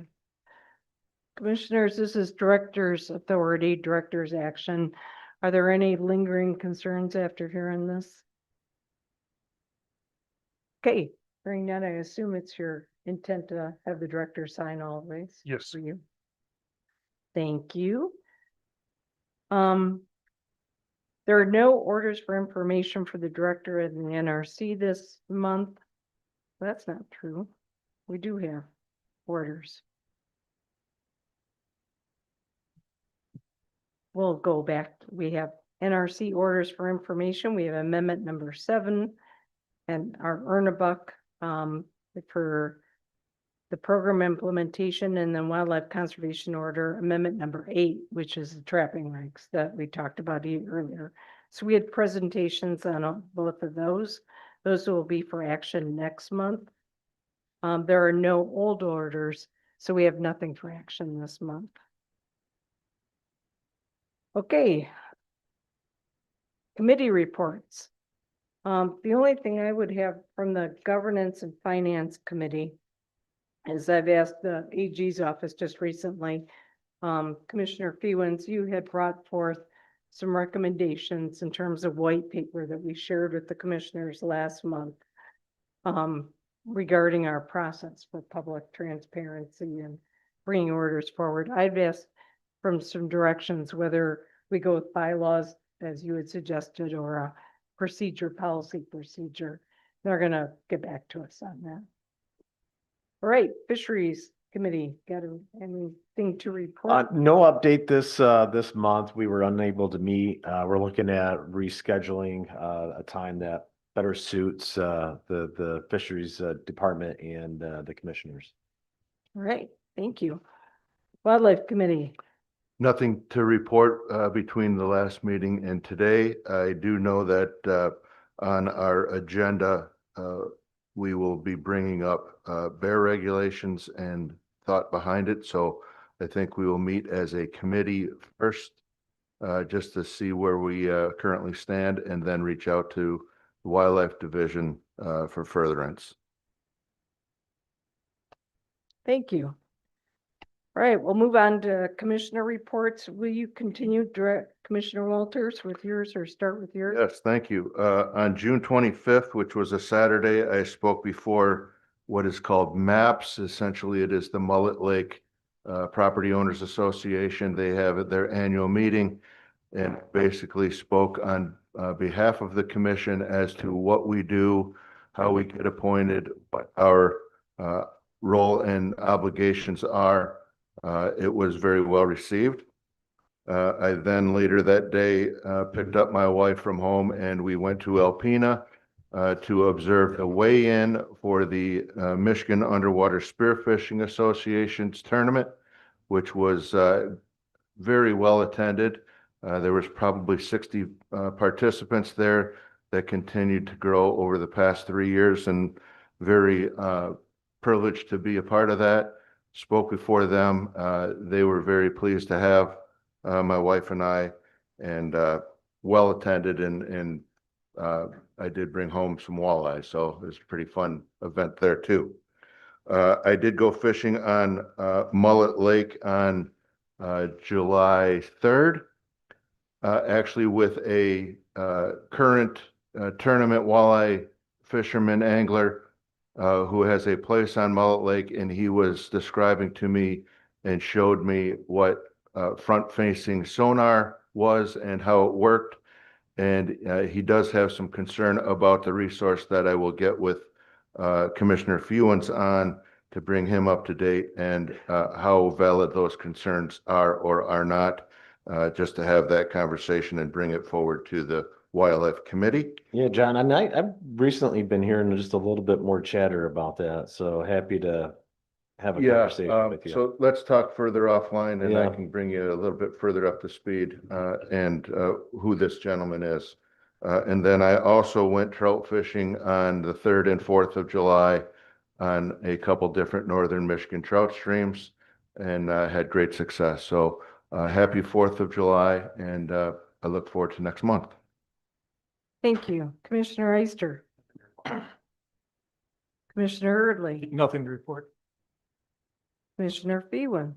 I would just like to mention for everybody in attendance, and once again, those on live streaming that have been following us the last couple months. It was 2 or 3 months ago, we passed a resolution voicing our opposition of the sale of 13 consumer hydroelectric dams to a private equity firm, and the administrative law judge ruled in our favor that he had was opposing that transfer. Now the process isn't over; it still has to go to the 3-member board.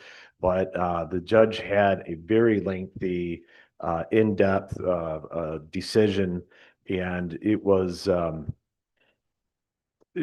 pretty emphatic that this was not in the public's best interest. So I think that was pretty notable, and just wanted to pass along that information. Thank you. Director designee.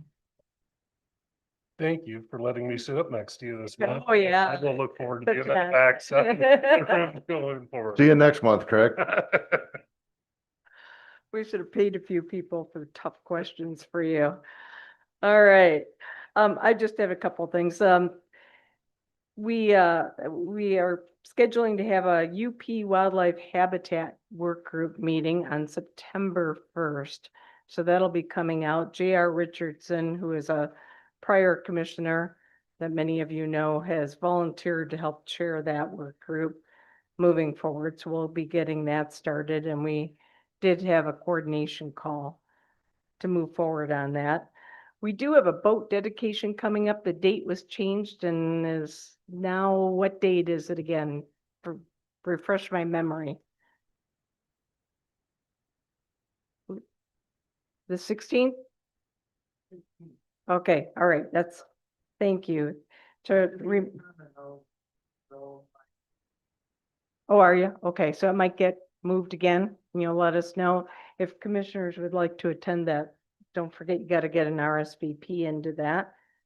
And as I mentioned before, I met with WMI via a research or remote call along with the department. Other than that, we've got a Rough Grouse Society dedication here also the last week of the month that I think will be in Grand Rapids. So that concludes my report. The next regularly scheduled meeting of this group is August 12th, and we will be back right here in this room at that time. Hearing no other comments from any of the commissioners, may I have a motion to adjourn? So moved. Second. All right, all in favor, say aye. Aye. We are adjourned.